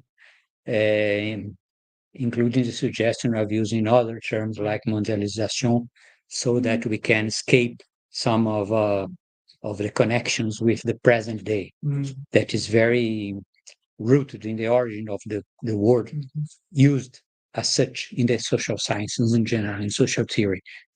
So I think, but I also agree with Professor Scopacasa that we have the concepts are made to be used if useful and if with a critical approach. So I don't see this as a let's say problem. On the contrary, I see that, for example, as you mentioned several cases, I would remind that, for example, Chris Gosden, the archaeologist and anthropologist, has a very, in the late 20th century, classical book on archaeology and cultural contact, 5000 BC to the present. This is the title of the book. So, explaining that the cultural contact was in 5000 BC up to now. So it's useful to think about cultural contact in several circumstances. Then Jack Goody, also an anthropologist, also published a classic on the old world, that is Africa, Asia, and Europe as interconnected in the last few millennia. So outside the classical world. But specifically, and well, more recently, in still alive and very much, is Sanjay Subramanian, who's a Indian scholar in the Collège de France in Paris, who also studies globalization in the modern period, but outside the idea that it always is centered around Europe. The traditional approach is that it's all around Europe. No, he stresses the links between Indians, Chinese, Africans, and everybody. So I think it's useful. It may be used, but I would not use myself Mediterraneanization, as you suggest, because I think that Mediterranean is a useful term, but the Mediterranean is also outside the Mediterranean. Thracia, Britain, Africa, the Middle East, India, as I mentioned, my paper, in the classical period, I mean. So that to substitute this to Mediterraneanization would be this way, I think it would be colonial. Well, the Mediterranean is the center. No, Mediterranean is not the center, even though in the name of this conference there is the Mediterranean. But this is a tradition, let's say, of our museum to have a Mediterranean sector, but otherwise it is linked to the rest of the world, with the exception in the classical antiquity to the Americas, let's say. Yeah. But otherwise it's in the old world, so that there are links. For example, in the case of Africa, there is usually we think about African slave trade from the Arab Islamic conquest in North Africa, but there are several studies about the ancient slave trade in ancient times. So I think your question is very important, because you are questioning the fact that we use terms without thinking about it. So I think it's very important. Bom, vou ser breve em português. Eu concordo a maior parte com o que respondeu o professor Escapacasa, que é um conceito útil, como qualquer outro conceito. Ele deve ser visto de maneira crítica. Ele pode ser usado para diversos períodos, circunstâncias. Há muitos autores, eu citei alguns, Chris Gosling, Jack Gooding e o Sanjay Subramanian, que usam esse conceito de maneira crítica. Então, e, por fim, eu digo que eu não sei se mediterraneanização seria um bom termo, simplesmente pelo fato de que aí sim talvez pudesse centrar no Mediterrâneo, quando, na verdade, o Mediterrâneo vai muito além do Mediterrâneo. O que nós estamos chamando aqui de Mediterrâneo, ele engloba a Trácia, a Bretanha, bom, aí vamos dizer a Índia, e o Médio Oriente. A Dácia. A Dácia, também a Ele tá Dácia. estudando, A né? Dácia, exatamente. A Dácia.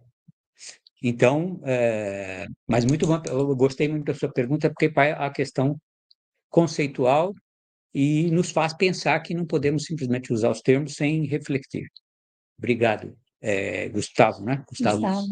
Gustavo. So Hans and then Well, thank you for your presentations. It's funny how we'll all remember this, don't we? How we've had these conversations yesterday Yes. already, when we talked about mondialization, and we talked about globalization studies. We've had a fantastic survey by Fabio, whom I can't see right now. He's right there. About what this actually entails in scholarship and what the state of the art is. And I think to those younger researchers in the room, this is actually an enlightening moment, because to me it's more of a frustrating moment, but it's an enlightening moment because you just feel it never ends. It always comes back to these, shall we use the term?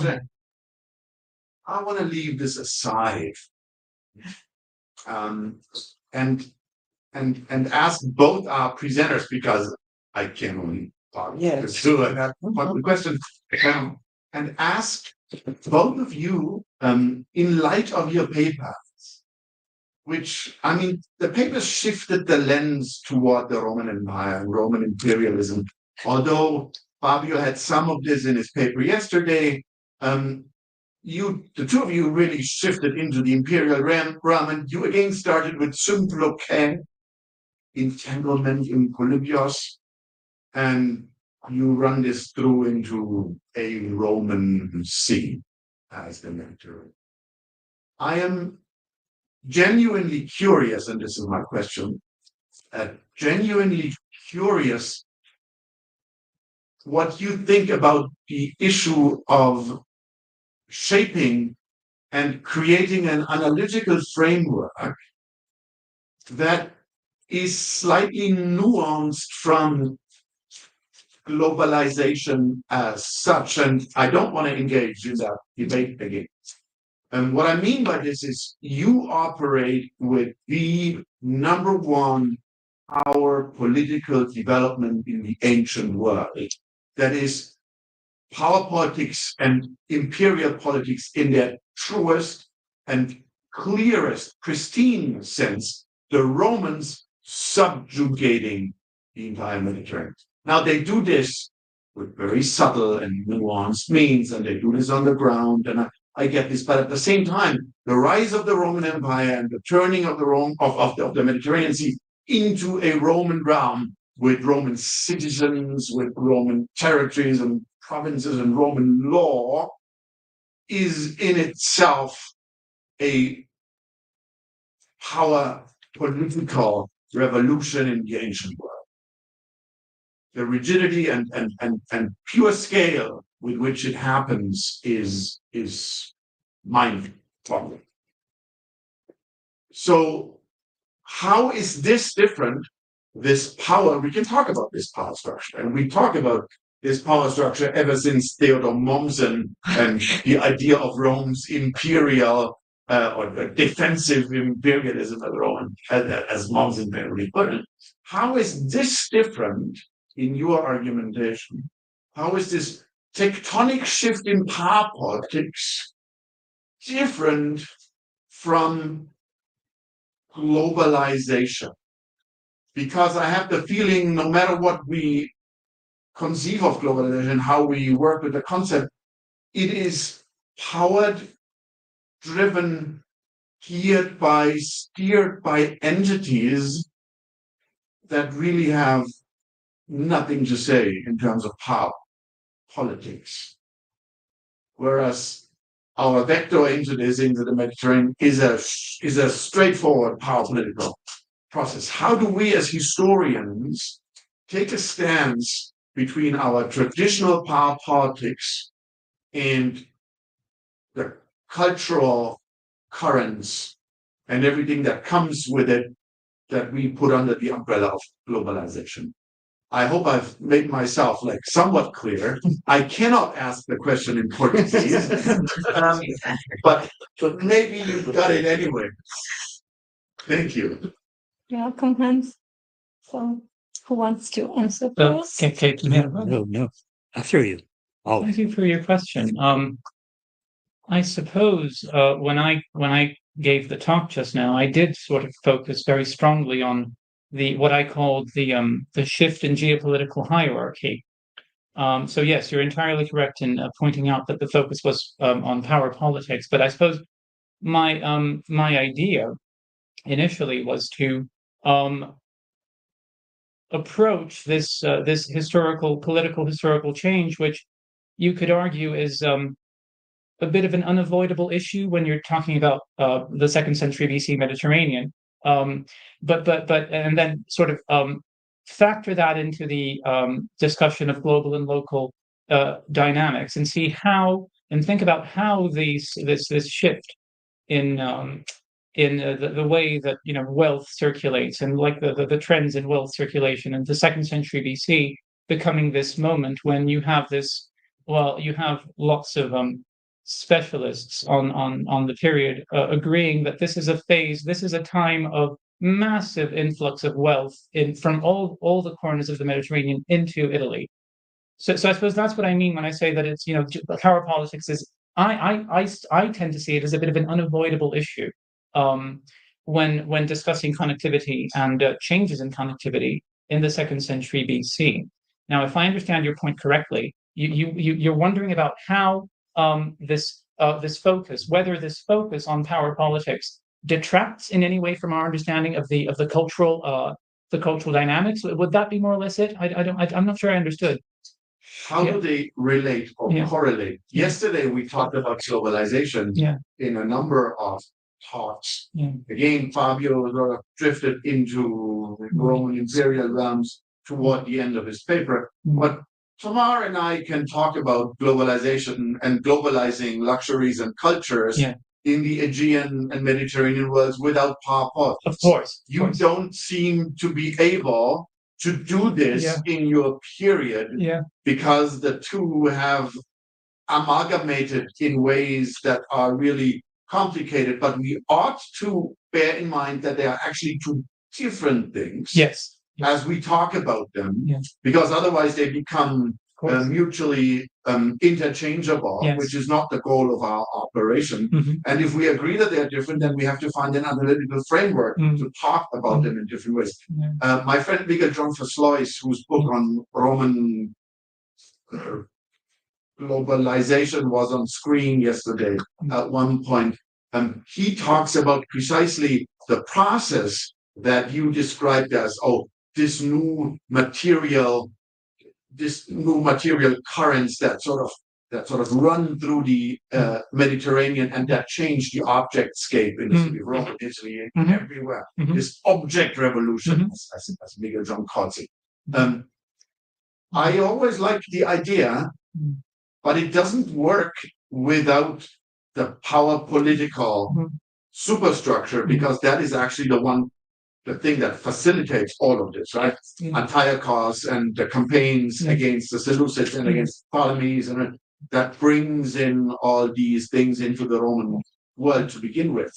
Whereas we Greek historians, we can sort of do this more from an entangled perspective and like a rhizomatic network or a scaffold, as we heard yesterday again from so I would alert us, Of course, that we have to be clear what it is that we talk about and what we'd like to address. And as I think more about Rome, this becomes it's almost like Star Wars, right? Those of you okay. So Star Wars has two levels. We are always drawn to the imperial narrative, the emperor and his court. That's the global universal, that's the whole universe. We are always drawn to the center of power. And then we are drawn into highly localized narratives on individual planets, Tatooine and others, and they tell us the story on site with creatures that we find funny, and they are exposed to this. And we wouldn't call this process globalization, I believe. We would call this imperial power, I think. And this magnifies and highlights and sort of pushes my need or urge to cautiously differentiate between power politics, what it is, and the alteration of the world on the one hand, or the universe in Star Wars, and cultural dynamics underneath there. I'm talking way too long in English, and I apologize for this, but your papers and our shift, I guess that's my main issue here. Our shift into the Roman Empire really pushes us to work with a slightly modified matrix. And I think Claudius Marchington was very good yesterday. So yeah, just that my comment. Thank you. No, that's a very refreshing perspective, and it's given me a lot to think about. I mean, I said initially that Roman or Romano-Italic hegemonic expansion is a bit of an unavoidable issue, but maybe it isn't. I mean, maybe you could argue that we are overemphasizing the importance of these power politics, as you put it, or these geopolitical hierarchies in what we actually see on the ground. So I think that's absolutely it's a very refreshing point of view. Thanks for pointing that out. I'd have to think more about it though. Well, thanks so much, Professor Hans, for your very acute question. Well, I would say a couple of things about this. First, I think that power relations are inevitable in any case, with or without the empire. So this is important because when we refer to the city-states, for example, in the Mediterranean, prior to the Hellenistic period, they already are imbued in the questions of power relations. So in a way, I think it is inevitable to have this. But I do agree with you that it's different when we have a large empire. And particularly, I mentioned in my paper the fact that the Roman Empire was by aggregation. And I would say that this is very particular, this is very specific in the one hand, but on the other hand, there are several other cases of empires with different degrees of aggregations in history. For example, the Ottoman Empire is an empire by aggregation. The same would apply to the Russian Empire, the expansion to the east, for example.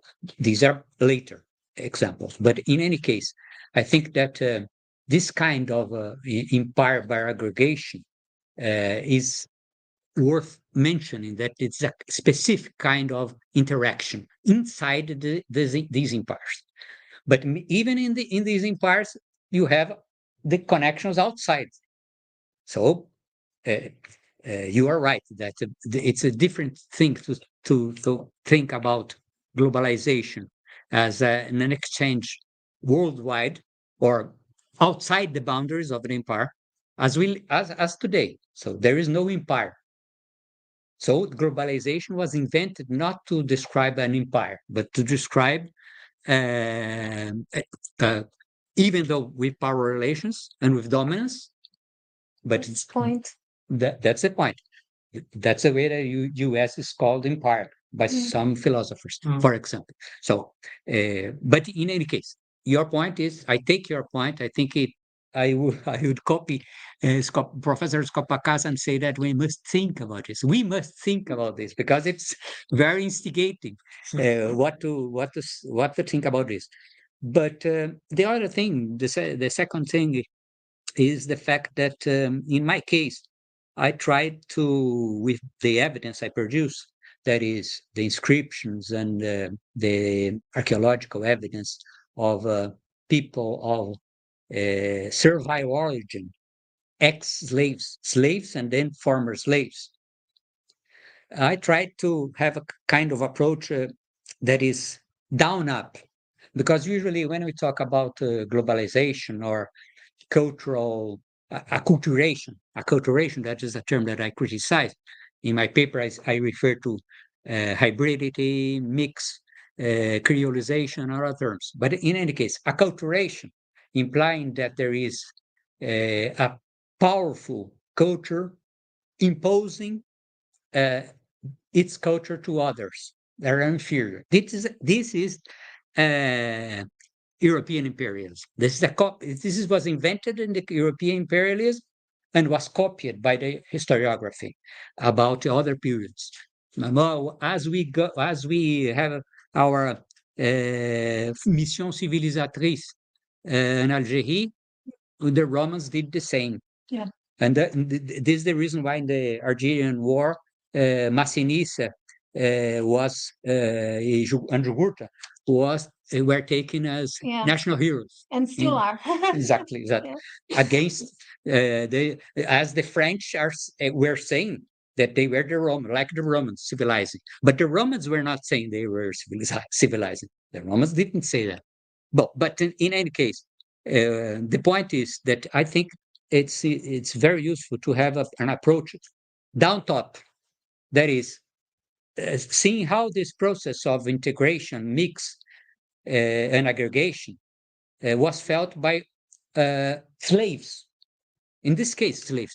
Yeah, of course, these are exceptional slaves. I know that they're exceptional. They were former slaves, rich people.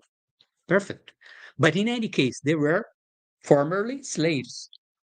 So I think this is a point, and I would also dare to say that this apply also to Scopacasa's evidence about the amphorae. Oh, yes. Because in terms of in amphorae, you have a top-down, a down-top evidence that is a common pottery. Amphorae are common pottery. They are not, as in the case of Thracia, used by the elites. So, and then I would finally say that I do agree with you that the idea of a rhizomatic approach, and I follow here Deleuze, the French philosopher Deleuze, is a good one because it is, let's say, prone to very subtle links between the things, leaving aside roots, the idea of roots. If you have this down top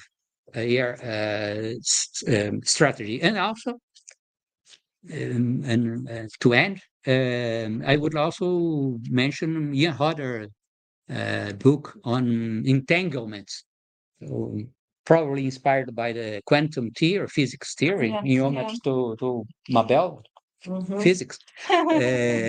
He proposes that all the humans and things are interconnected from the start up to now. So I think that entanglement is a good, for example, is a good way of thinking about the subject. But in any case, as I said to Gustavo, the important thing is to have a critical thinking about the concepts, because they are such a thing as a concept. They are not if you would like to use a German concept, it would be a Weltanschauung,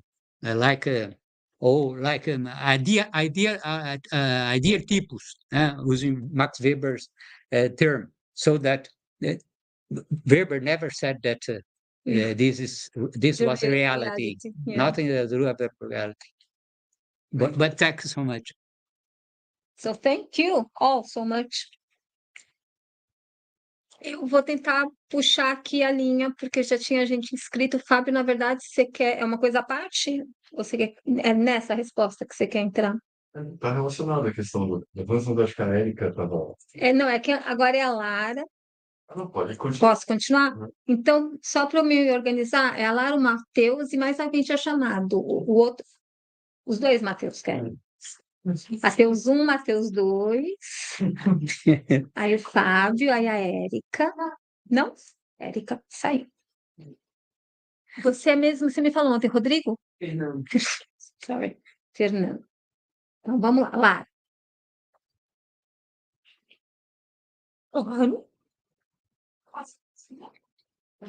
Como você Tem que falar preferir, bem você só alto. tem que falar alto. Ou se você quiser, eu reproduzo aqui para você.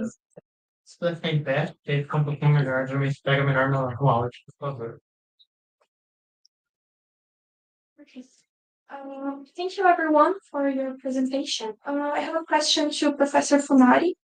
I was wondering if you could talk a little bit more about the Jupiter Serapeum, especially about the Apis bull. I have a few questions about this. I was wondering if the process of identification of the bull was the same or slightly similar to the identification process in the ancient Egypt, and also if there was any iconographical transformation that were meaningful that we can compare the Roman Apis bull to the Egyptian Apis bull and how this transformation occurred. And I would also wonder if the cult of the Apis bull in ancient Rome was also incorporated by the popular classes and the commoners people. That's it. These are the questions. Eu perguntei para o professor Seminário se ele podia falar um pouco mais sobre o Serapeum do Júpiter, especialmente sobre o culto ao touro de Apis, e se havia alguma diferença no processo de identificação do touro de Apis em Roma, em comparação ao processo de identificação no Egito Antigo, e também como que as transformações iconográficas elas foram acontecendo, se tiveram transformações iconográficas significativas, e se o culto ao touro do Apis em Roma foi incorporado pelas classes populares também. A very difficult question because There are a lot of things about it to say. The first thing I would say is there are several specialists here in Brazil about this subject, like Cida, Cida Maria Aparecida de Oliveira, for example, has published a lot about this, and other people. So, but not to leave you without an answer. First, there was an interaction between cults in different parts of the Roman world, so that your question about difference between the Egyptian and the Roman or Italic understanding is that both are different. If you refer to the Egyptians, they are not the same as in the Pharaonic period, not in the Hellenistic period. So this is a cult in progress. Then you have this book, The Golden Ass, that I recommend you, about Apuleius, about ISIS, for example. So, in general, I would say that there is a lot of changes in different places. But the key issue here, I think, is the fact that it was popular, as you mentioned. You questioned, was it popular? Yes. And the example I gave here is an example because they were of servile origins. But elsewhere, in Pompeii and elsewhere, we have it as evidence. In the same Apuleius again. So, for a very difficult, very complex question, a very simple answer. Obrigada. Agora, Matheus 1. So thank you for your presentations. And I have a lot. Vem cá para frente, Matheus, senão fica baixinho. Thank you for your excellent presentations. I have a question for Professor Scopacasa. I guess it's a difficult question. Very interested in answering because during my master research, I studied the Roman amphora from Xanten in Germany, and many of the amphora from there are categorized into Oriental amphora, including amphora from Rhodes. And there is a hypothesis for many years, the hypothesis that explain why the amphora from Rhodes are there. Relied on the work of by David Peacock, and he argued that the amphora arrived there during the Claudian era, because it was a kind of punishment against the Rhodians, so the Rhodians had to pay tribute as white amphora because unsuccessful rebellion. But the amphora, the Rhodian amphora from Xanten that were found in Xanten, they were found in stratigraphic layers that date back to the beginning of the very beginning of the first century. So, do you believe that the same mechanism, based on, for example, the collection of taxes in the form of vectigalia, for example, were already operating in Monte Verano. Yeah. Yes, during the 3rd and the 2nd century? I would venture to say that that would seem a little bit unlikely, because I think at that stage there were no, shall we say, more coherently organized tribute collecting systems yet. It also, that system took a while to develop. It didn't, it wasn't invented within the space of a few years or so. So it took the collection of tribute, Roman tribute, was something that began with the breaking up of the Macedonian kingdom in 168. So I think I mentioned this in my talk. Like, you have Perseus is defeated, and then as punishment, the Romans adopt a different kind of settlement than they had adopted previously. So they're sort of more stringent. And so the Macedonian kingdom is divided into 4 units, and each of these units pay tribute.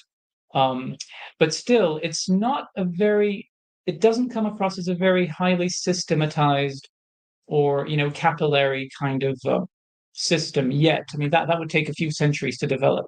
So by the time you get to when you said early 1st century, I assume you mean the early 1st century AD. Yeah. Okay. So by the time you get to that point, that's when things start to become more organized and systematized, and you have like a coherent sort of tribute collection system being put in place.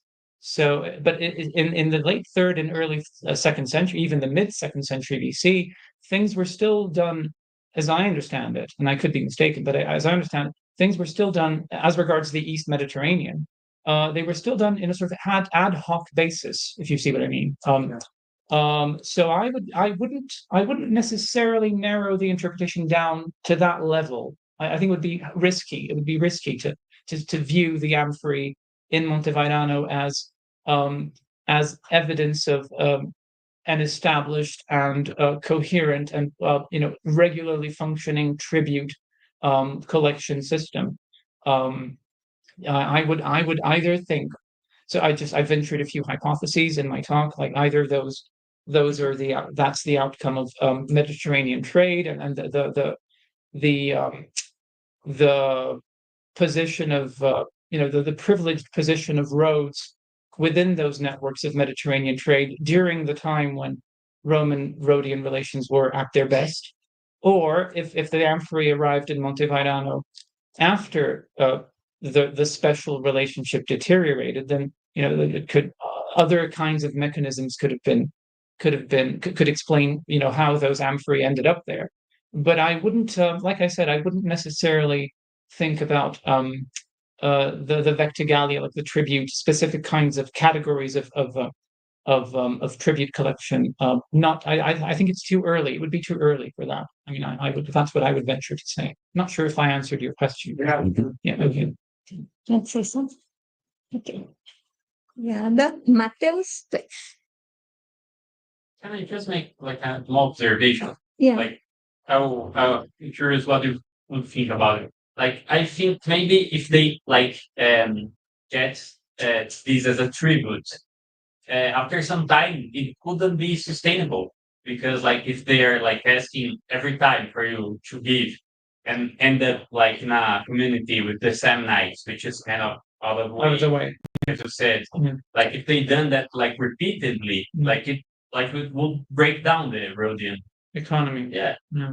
Unless that was the objective. Yeah, exactly. That may have been the objective. I mean, the creation of the free port speaks to perhaps a Roman will to deflate roads as much as possible. It's like it was almost certainly intended as a punishment, the creation of the free port in Delos, and then Delos boomed, and Rhodes apparently had some difficulties, and they were begging the Senate to revise to review their position and reconsider, which eventually they did, as I understand. As Polybius has it, and Livy has it, but yeah. So I mean, because they were really angry, the senators were really angry against the Rhodians at the Rhodians. But maybe like it could also be like for example, like if the Rhodians are selling and people are buying, then they're fighting back. Yeah. So maybe like we can't know that would like. Well, that's the thing. You have to come up with alternative hypotheses. I think that's the way forward. Yeah, but like if they paid or not for the first, like if we could know that. Yeah. That's why you have to come up with alternative hypotheses. Thanks. Okay, Matheus? Yes, thank you very much for your thoughts. I have a question to Professor Scopacasio. It's related to the talk of Professor Hans Beck, humble contribution maybe, because the question of the Rhodian trade has been I think that I've been researching since my master's. Okay. And this episode of the Roman punishment of Rhodes, it's always made me think when you consider the big politics, like in Polybius, so that's called big politics in Polybius, and the evidence of the trade. And here I think of the work of Vincent Gabrielsen, where he puts into question, because one of the great specialists in Hellenist Rhodes, it puts into question whether the Roman punishment was really effective to destroy Rhodian economy.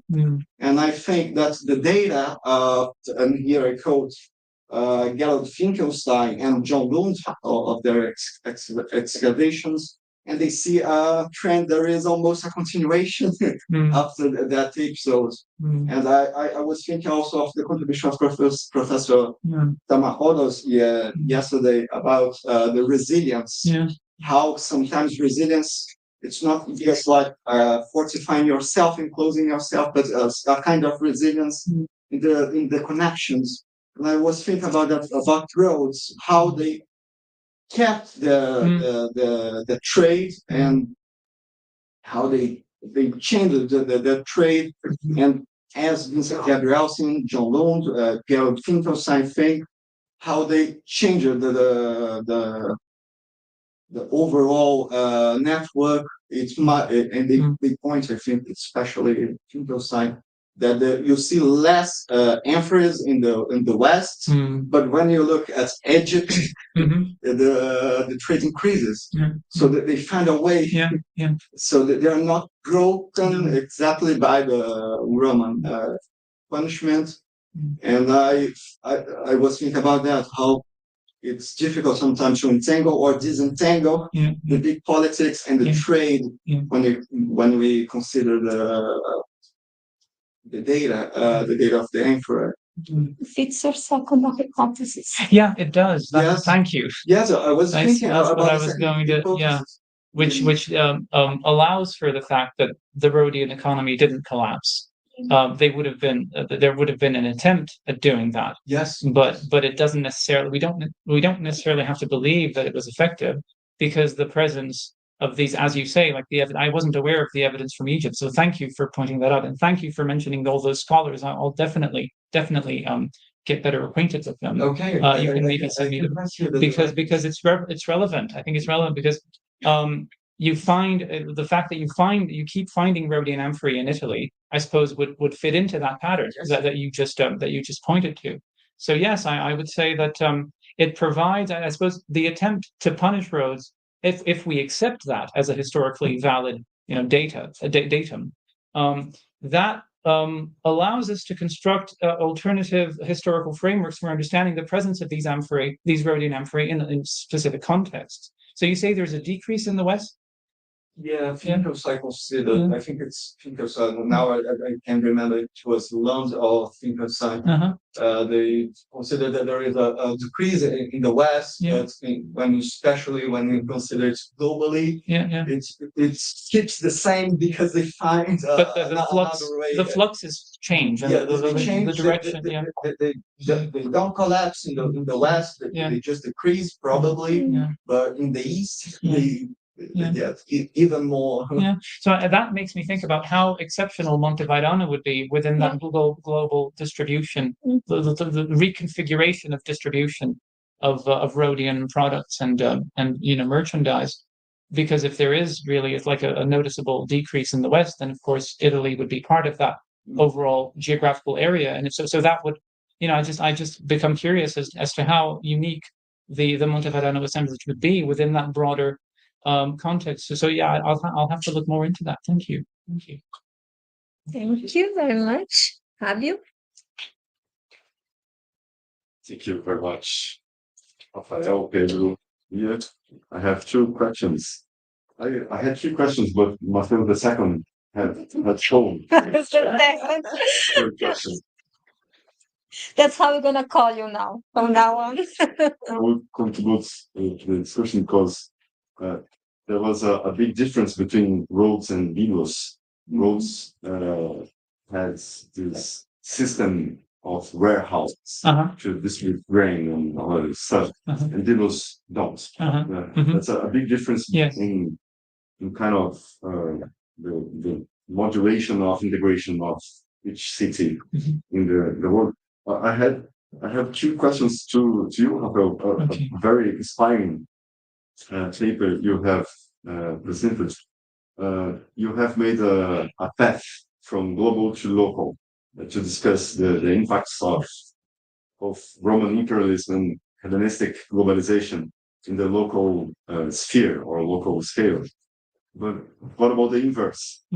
What does the local impacts of Hellenistic globalization and Roman imperialism on Semion reveal about the globalization process itself on the macro scale?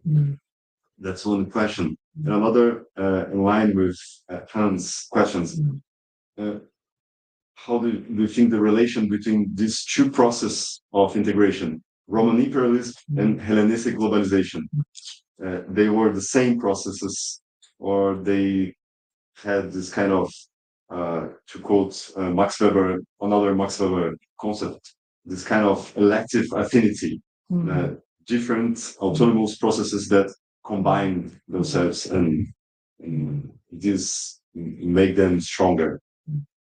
And to Pedro, I think it's very interesting your discussion on the freedmen.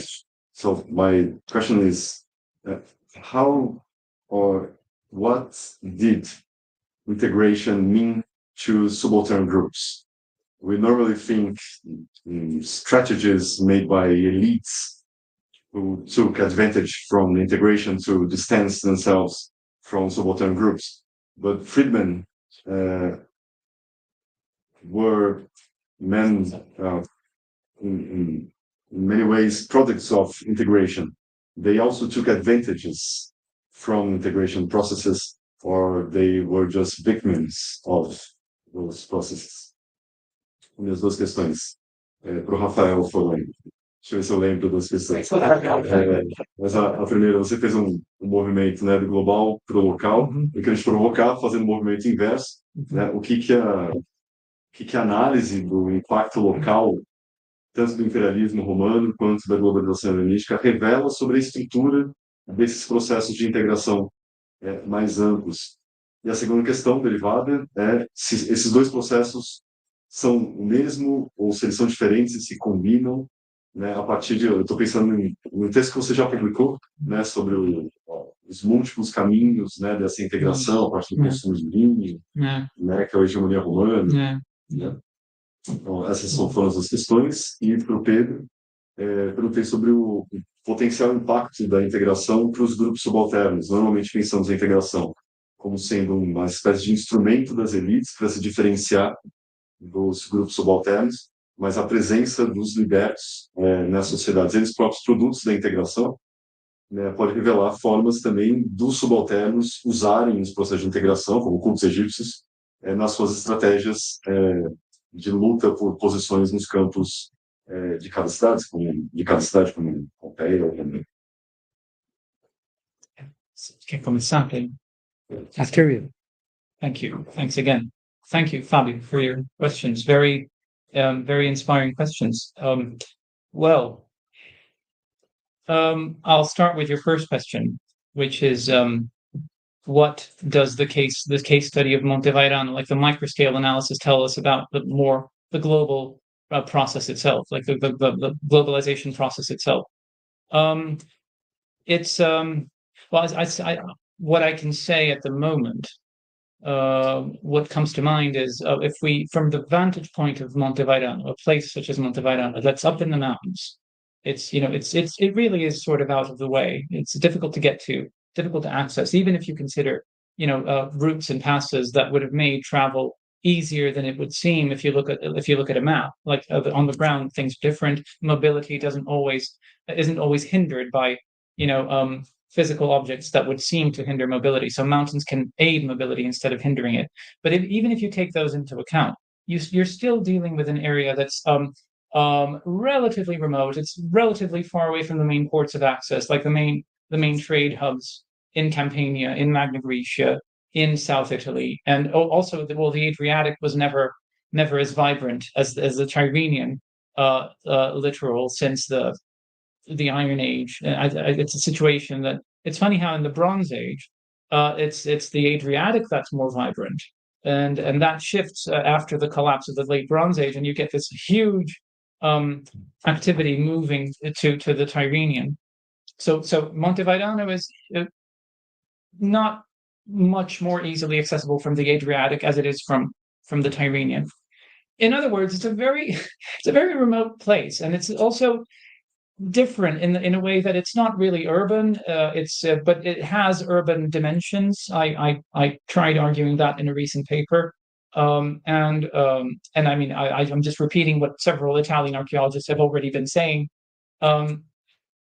So if you take it's a unique kind of place, and you don't really get like the place where it's located. Is not, like I said, it's the whole region. And also the region's a bit difficult to define because the boundaries aren't usually very clear. But let's say like the map that I wasn't able to show you, if you imagine the map that I wasn't able to show you, then you can think of a kind of landlocked area where you don't get in the 6th century, in the 5th century, in the 4th century, you don't get anything from the Aegean that's obviously from the Aegean. You don't get anything at all from you. At most, you get something from Campania, like black gloss, Attic black gloss that makes its way to not quite where we were, but sort of close to like the foot of the mountain, but not up the mountain. And there's this extraordinarily prejudiced view about the region in the Greco-Roman sources, like it's a place of rough Highlanders and like people like animals and that kind of thing. So it's viewed as a backwoods, and I'm not saying it was a backwoods, but it had features that made it like relatively isolated.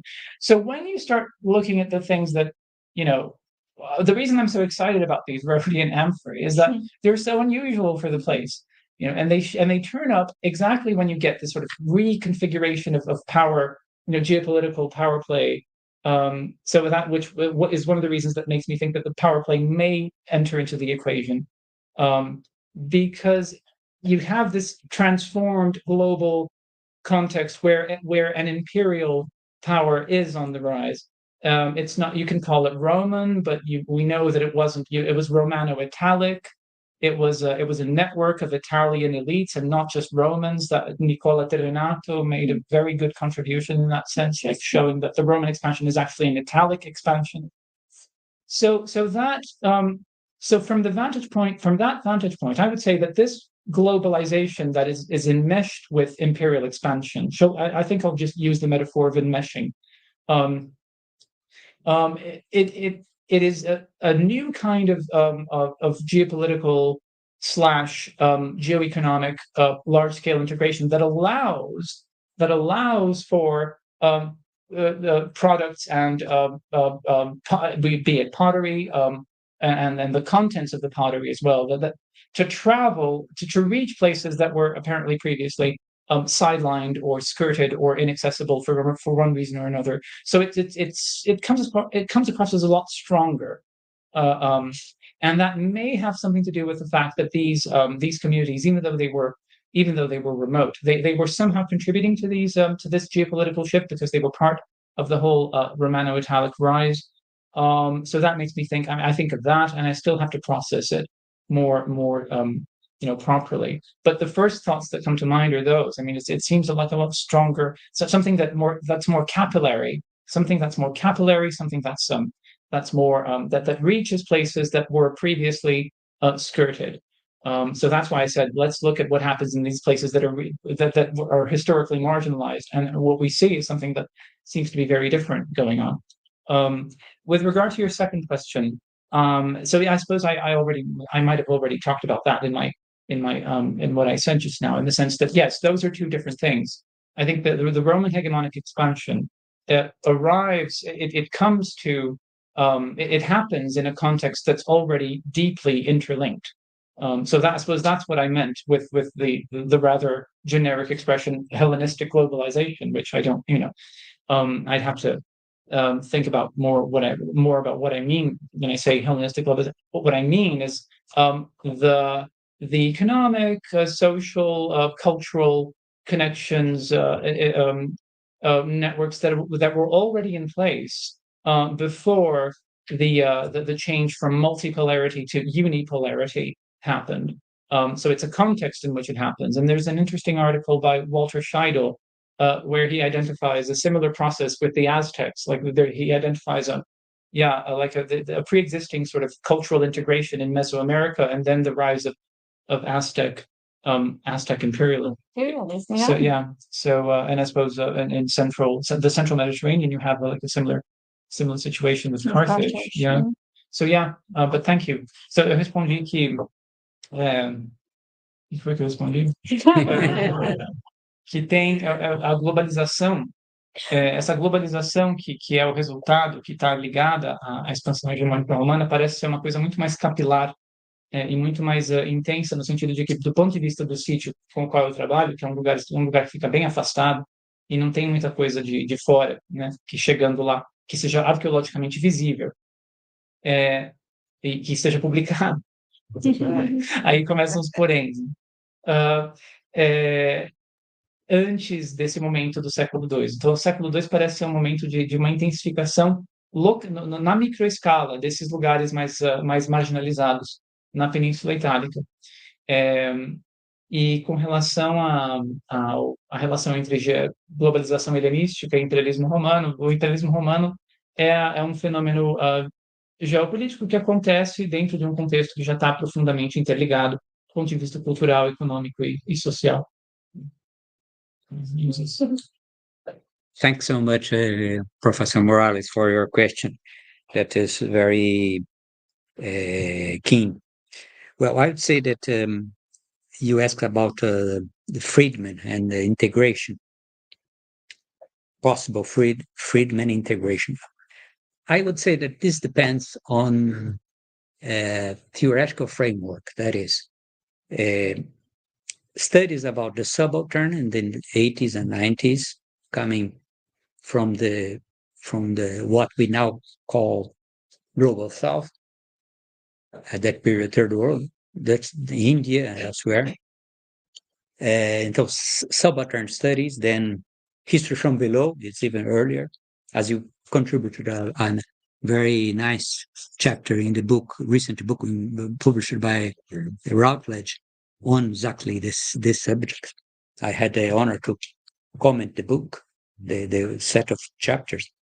So that I think that this is linked, this kind of approach is linked to the post-colonial theory, feminism, and the discussion of agency instead of only subjects, people that are subject. For example, in the case of the enslaved people, I called here farmer slaves, but the term would be enslaved people because they are people. So that even if in the Roman law, as mentioned Professor Beck about the importance of Roman law, even though in the Roman law slaves, enslaved people were not considered as people, officially in the Roman law, they are not people. They were things, but in fact they were people.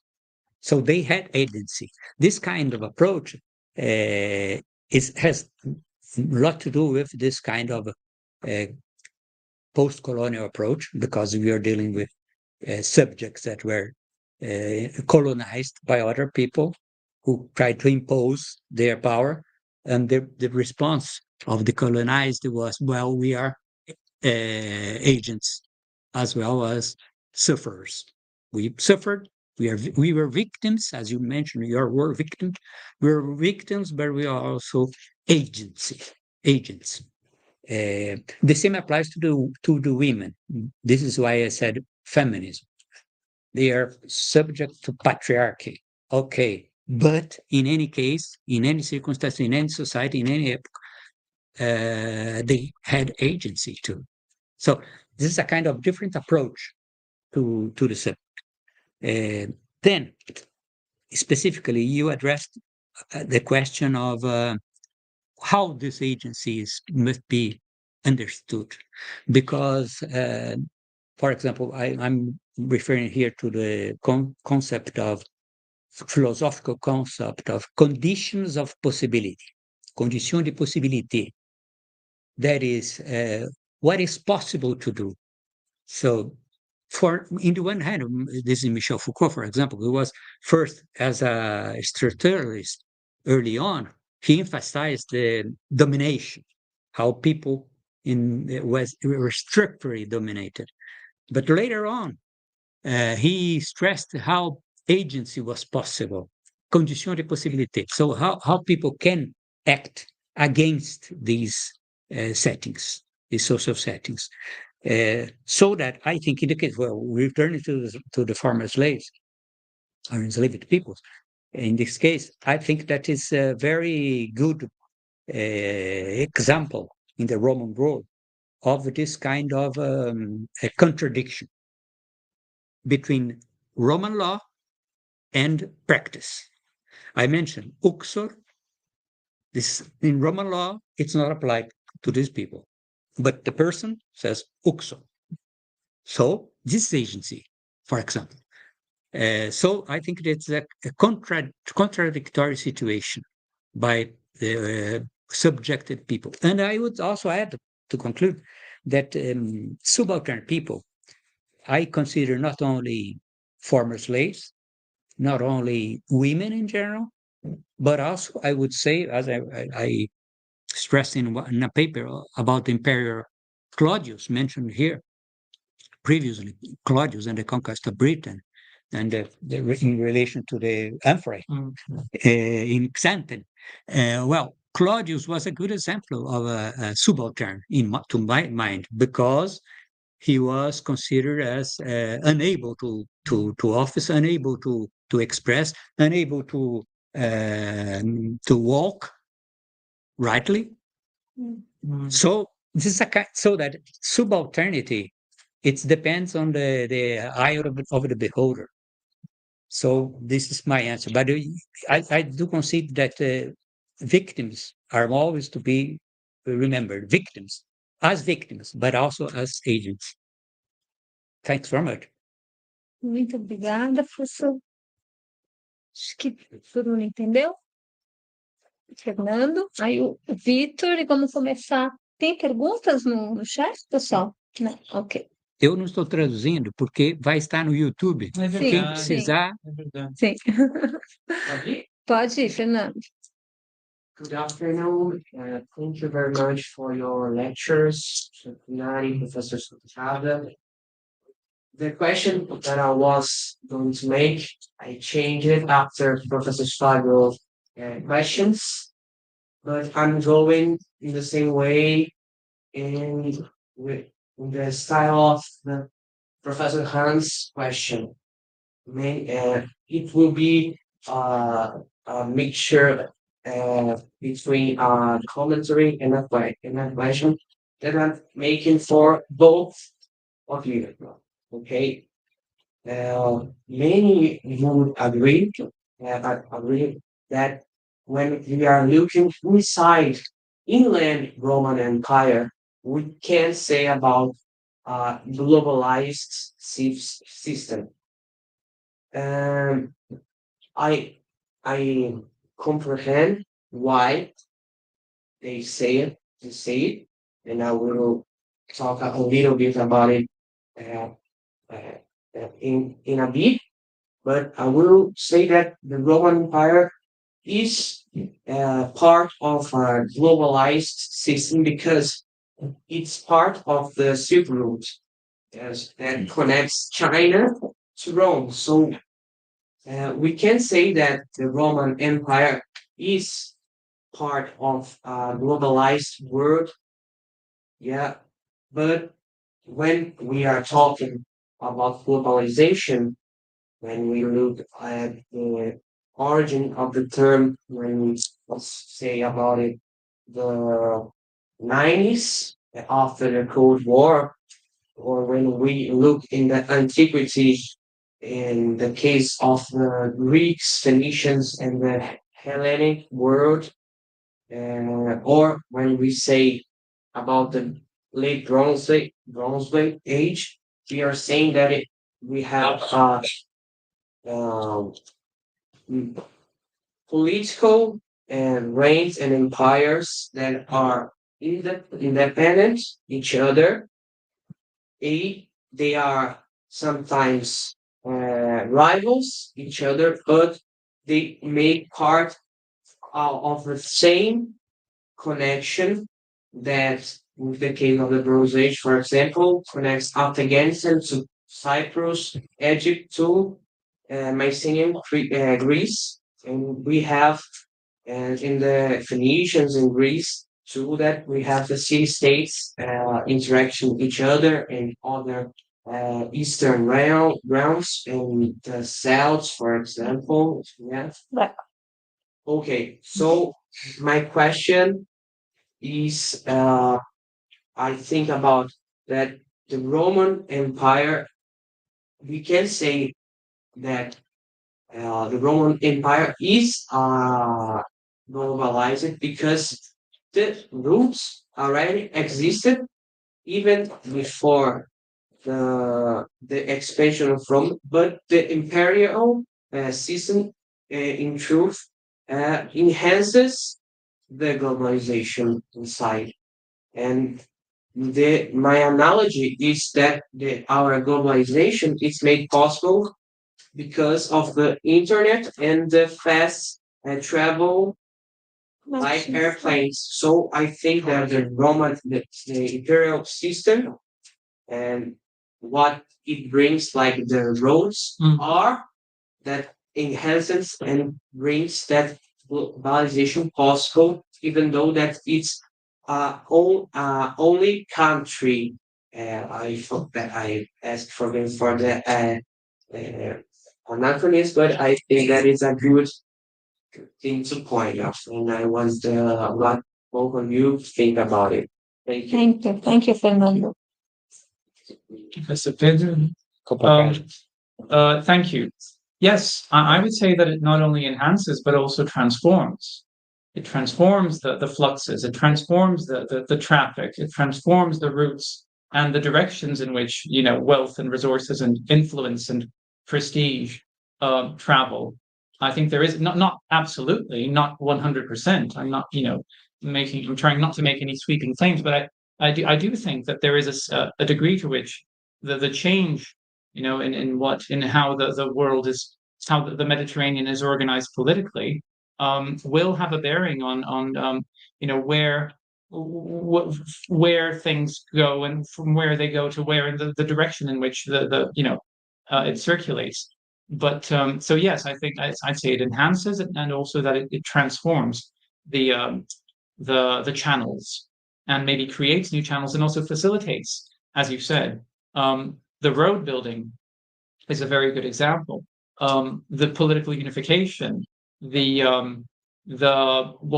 is the consequence of a politically unified Mediterranean? Well, one arguable consequence is the fact that you no longer have local potentates that can, for example, charge tolls for people transiting through their territory. So now, when you have a centralized administration, or something that resembles a centralized administration, then it becomes easier to move around, not just because in physical terms, because you have the roads, but also because there are fewer impediments, fewer institutional political impediments. So your metaphor for the country, I see where you're coming from, but what you mean is that the territory becomes politically unified, and that would have intensified, that you can argue that that intensified mobility and communication. So it would be an intensification that resulted from political unification and not from technological development, because you can argue that you don't really have any significant technological development,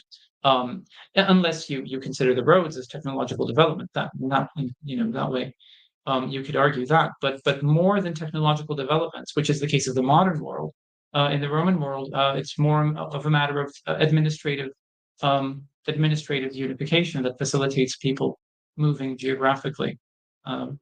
Yeah. Okay, perfect. Thank you. Just Well, I would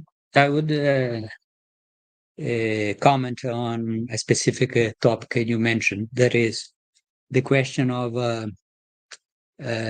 relationship between areas inside the empire and outside. You mentioned the Silk Road. So I think that your question is going to the issue of the cultural contact and economic, but much beyond the empires. So I would not comment specifically on the Chinese or the Silk Road in itself, even though this was well explored by Jack Buddis in the Eurasian Miracle I mentioned before. This book addresses exactly the Silk Road. But I would say, referring back to the antiquity, I would refer to the two superpowers in contact, Persia and Rome. Persia and the Greeks first, and then Rome. So that you have a series of interactions. They were different empires. So, but in the middle, particularly in the middle, in the hinterland, you had a series of influences that we would say, for example, the idea of good and evil, God and devil, apocalypticism, such as antinomies that were generally from Persia, but in any case, it was these antinomies were adopted by several people. For example, the Jews, then the Christians, then the Muslims. So we can go from the Hellenistic period up to the late antiquity. There are references in all of these books to ideas that were Persian, even though there's no direct quotation from Persian sources, but the ideas are from Persia originally, and they are interpreted differently. But in any case, if you go to the Quran, they are there, as in the Bible, in the New Testament. So I think this means that the interstate connections are also very important. And this is one example I'm giving because everybody knows this about today. These are still with us. These ideas, messianism also. Messianism. We had a president who was a messiah. So these antinomies are still with us. So your question raises the issue, a very pertinent issue about relationship between powers. Thank you. Thank you so much. We are going to wrap up. So last question to Victor. And long debate, huh? Yep. Thank you, Professor Sopacasa, Professor Funari. It's a pleasure to hear your presentations. I'm always thinking about the concepts that we are discussing yesterday, today in the seminar, because it is very important to me, cultural interactions and so on. I will go to the question because we don't have so much time. I took notes for my questions so I won't forget in later time translated. Well, discussing concepts as globalization, exteriorization, and its pillars, maybe could we think about it not only in a Brodelian way, but more of an anthropological way, thinking about cultural continuity and transformations, and not only in the geographical way, but in the continuity as like thinking about, for example, colonization in South America, slavery in Africa, and colonization, and how this globalization is making not only oppressors and oppressed people, but all of them are agents in their own way, but not forgetting the cruelty and oppressing of this imperial politics. Thank you. Você quer falar português, Luciano?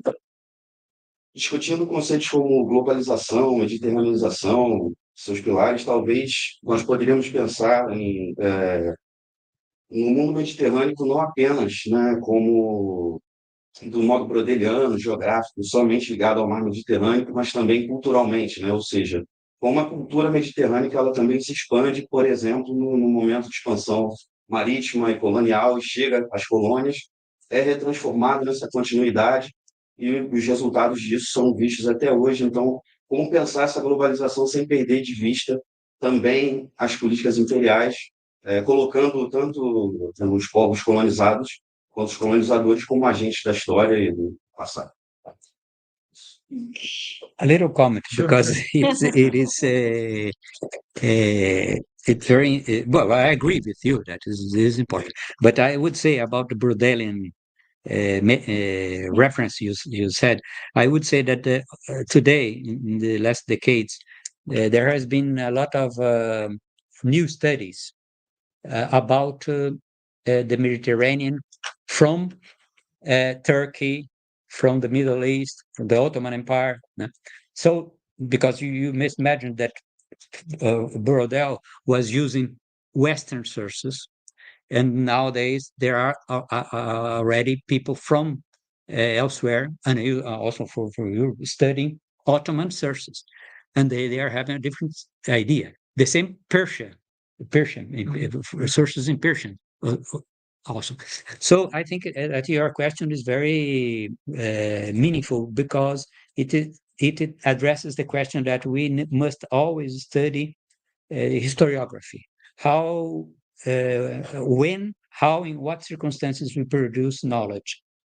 Brodel was professor here at the USP just almost 90 years ago.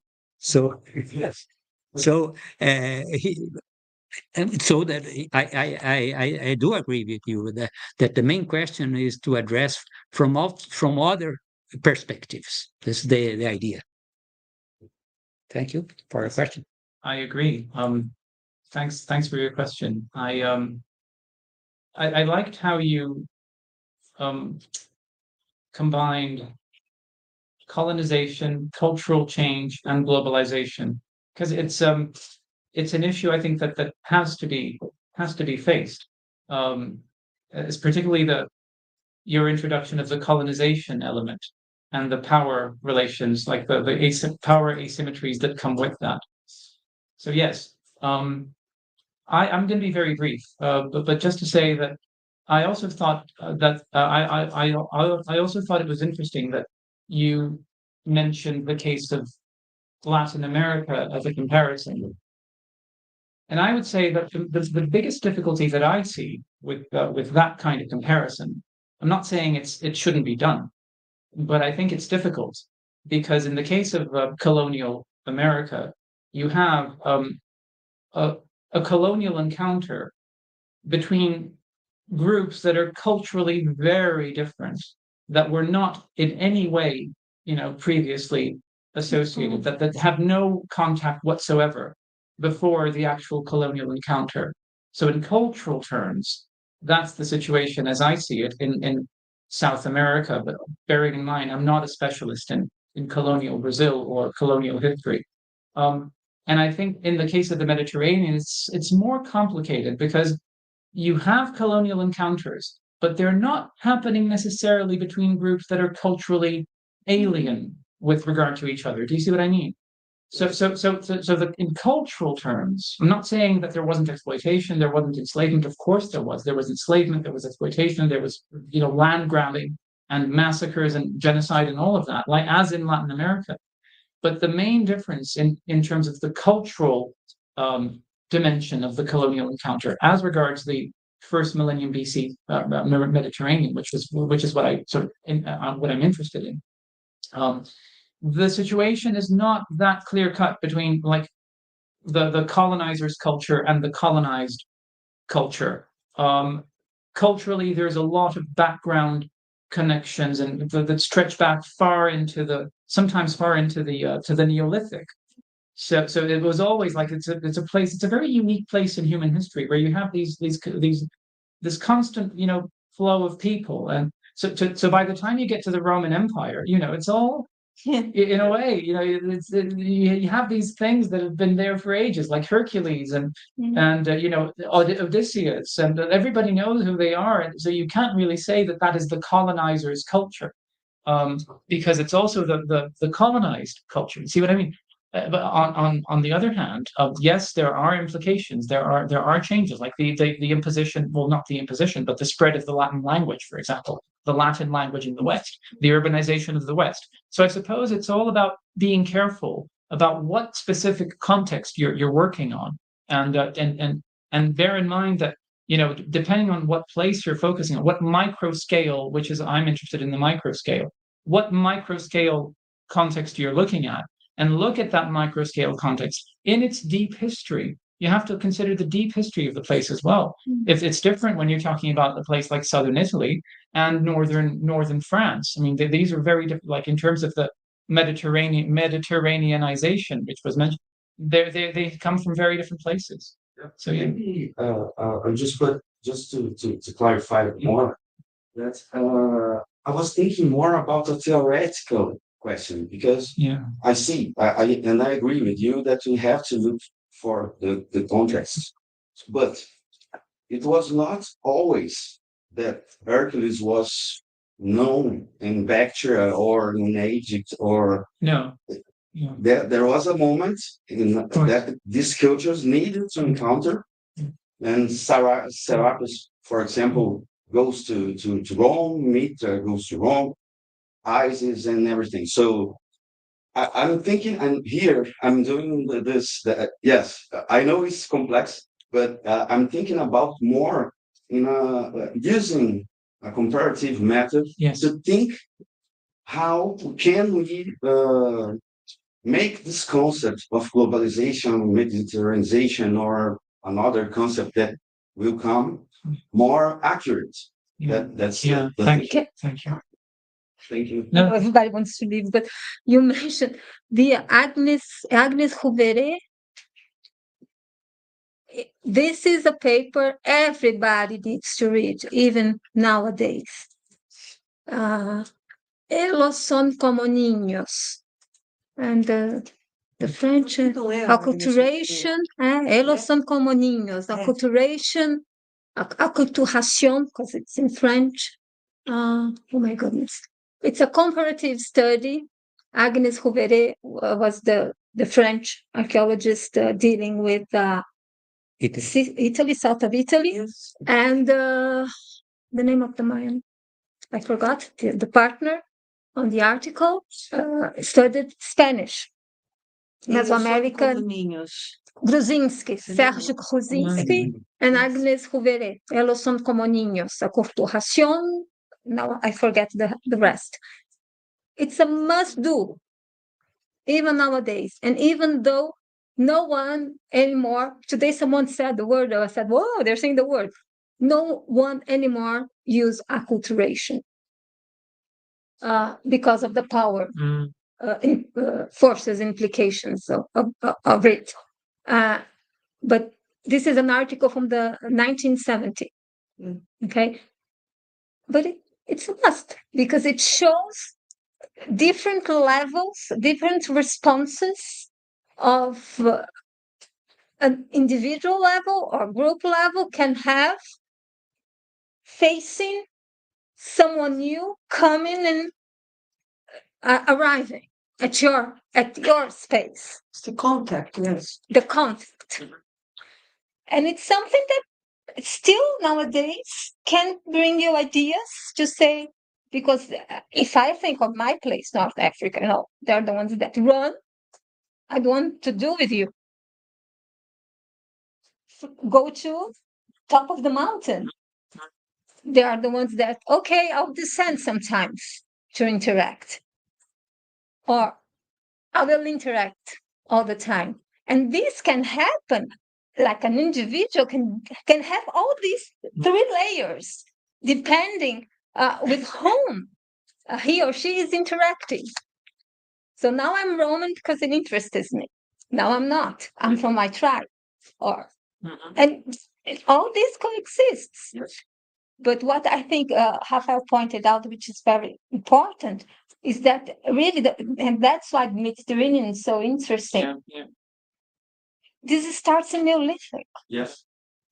So, okay, Heracles arrived around the 10th century BC in Iberia, in Morocco, with the Phoenicians. But even though it's a long time, and then if we think of the Roman Empire, it's like 1,000 years.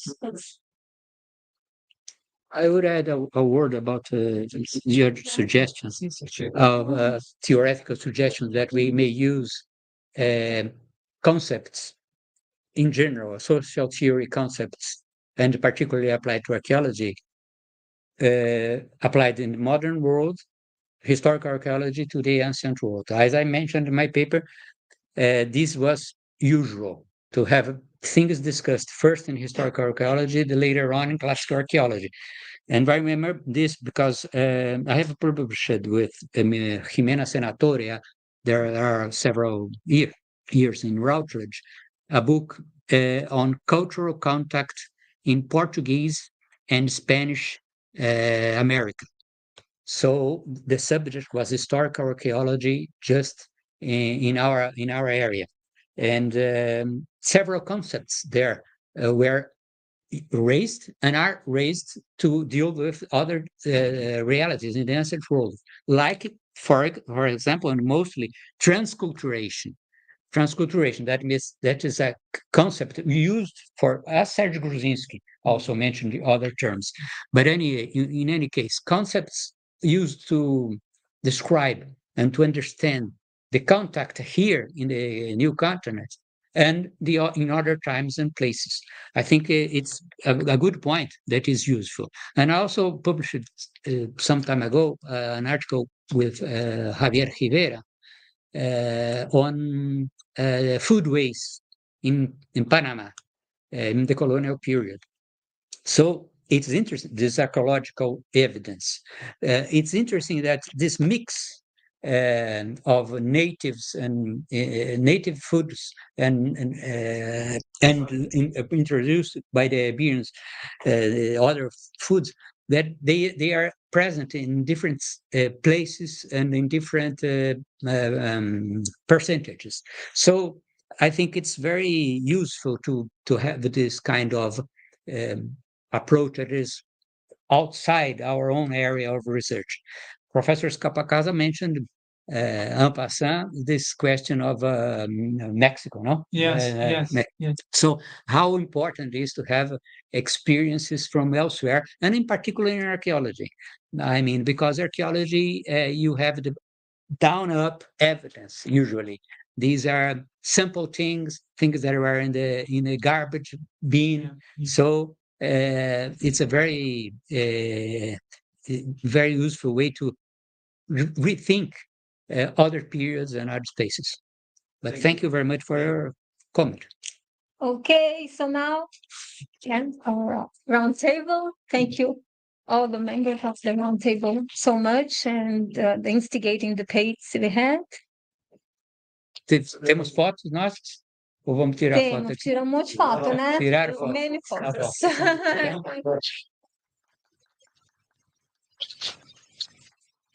Parabéns. Muito bom. Foi ótimo. Parabéns. Obrigada, Muito bom.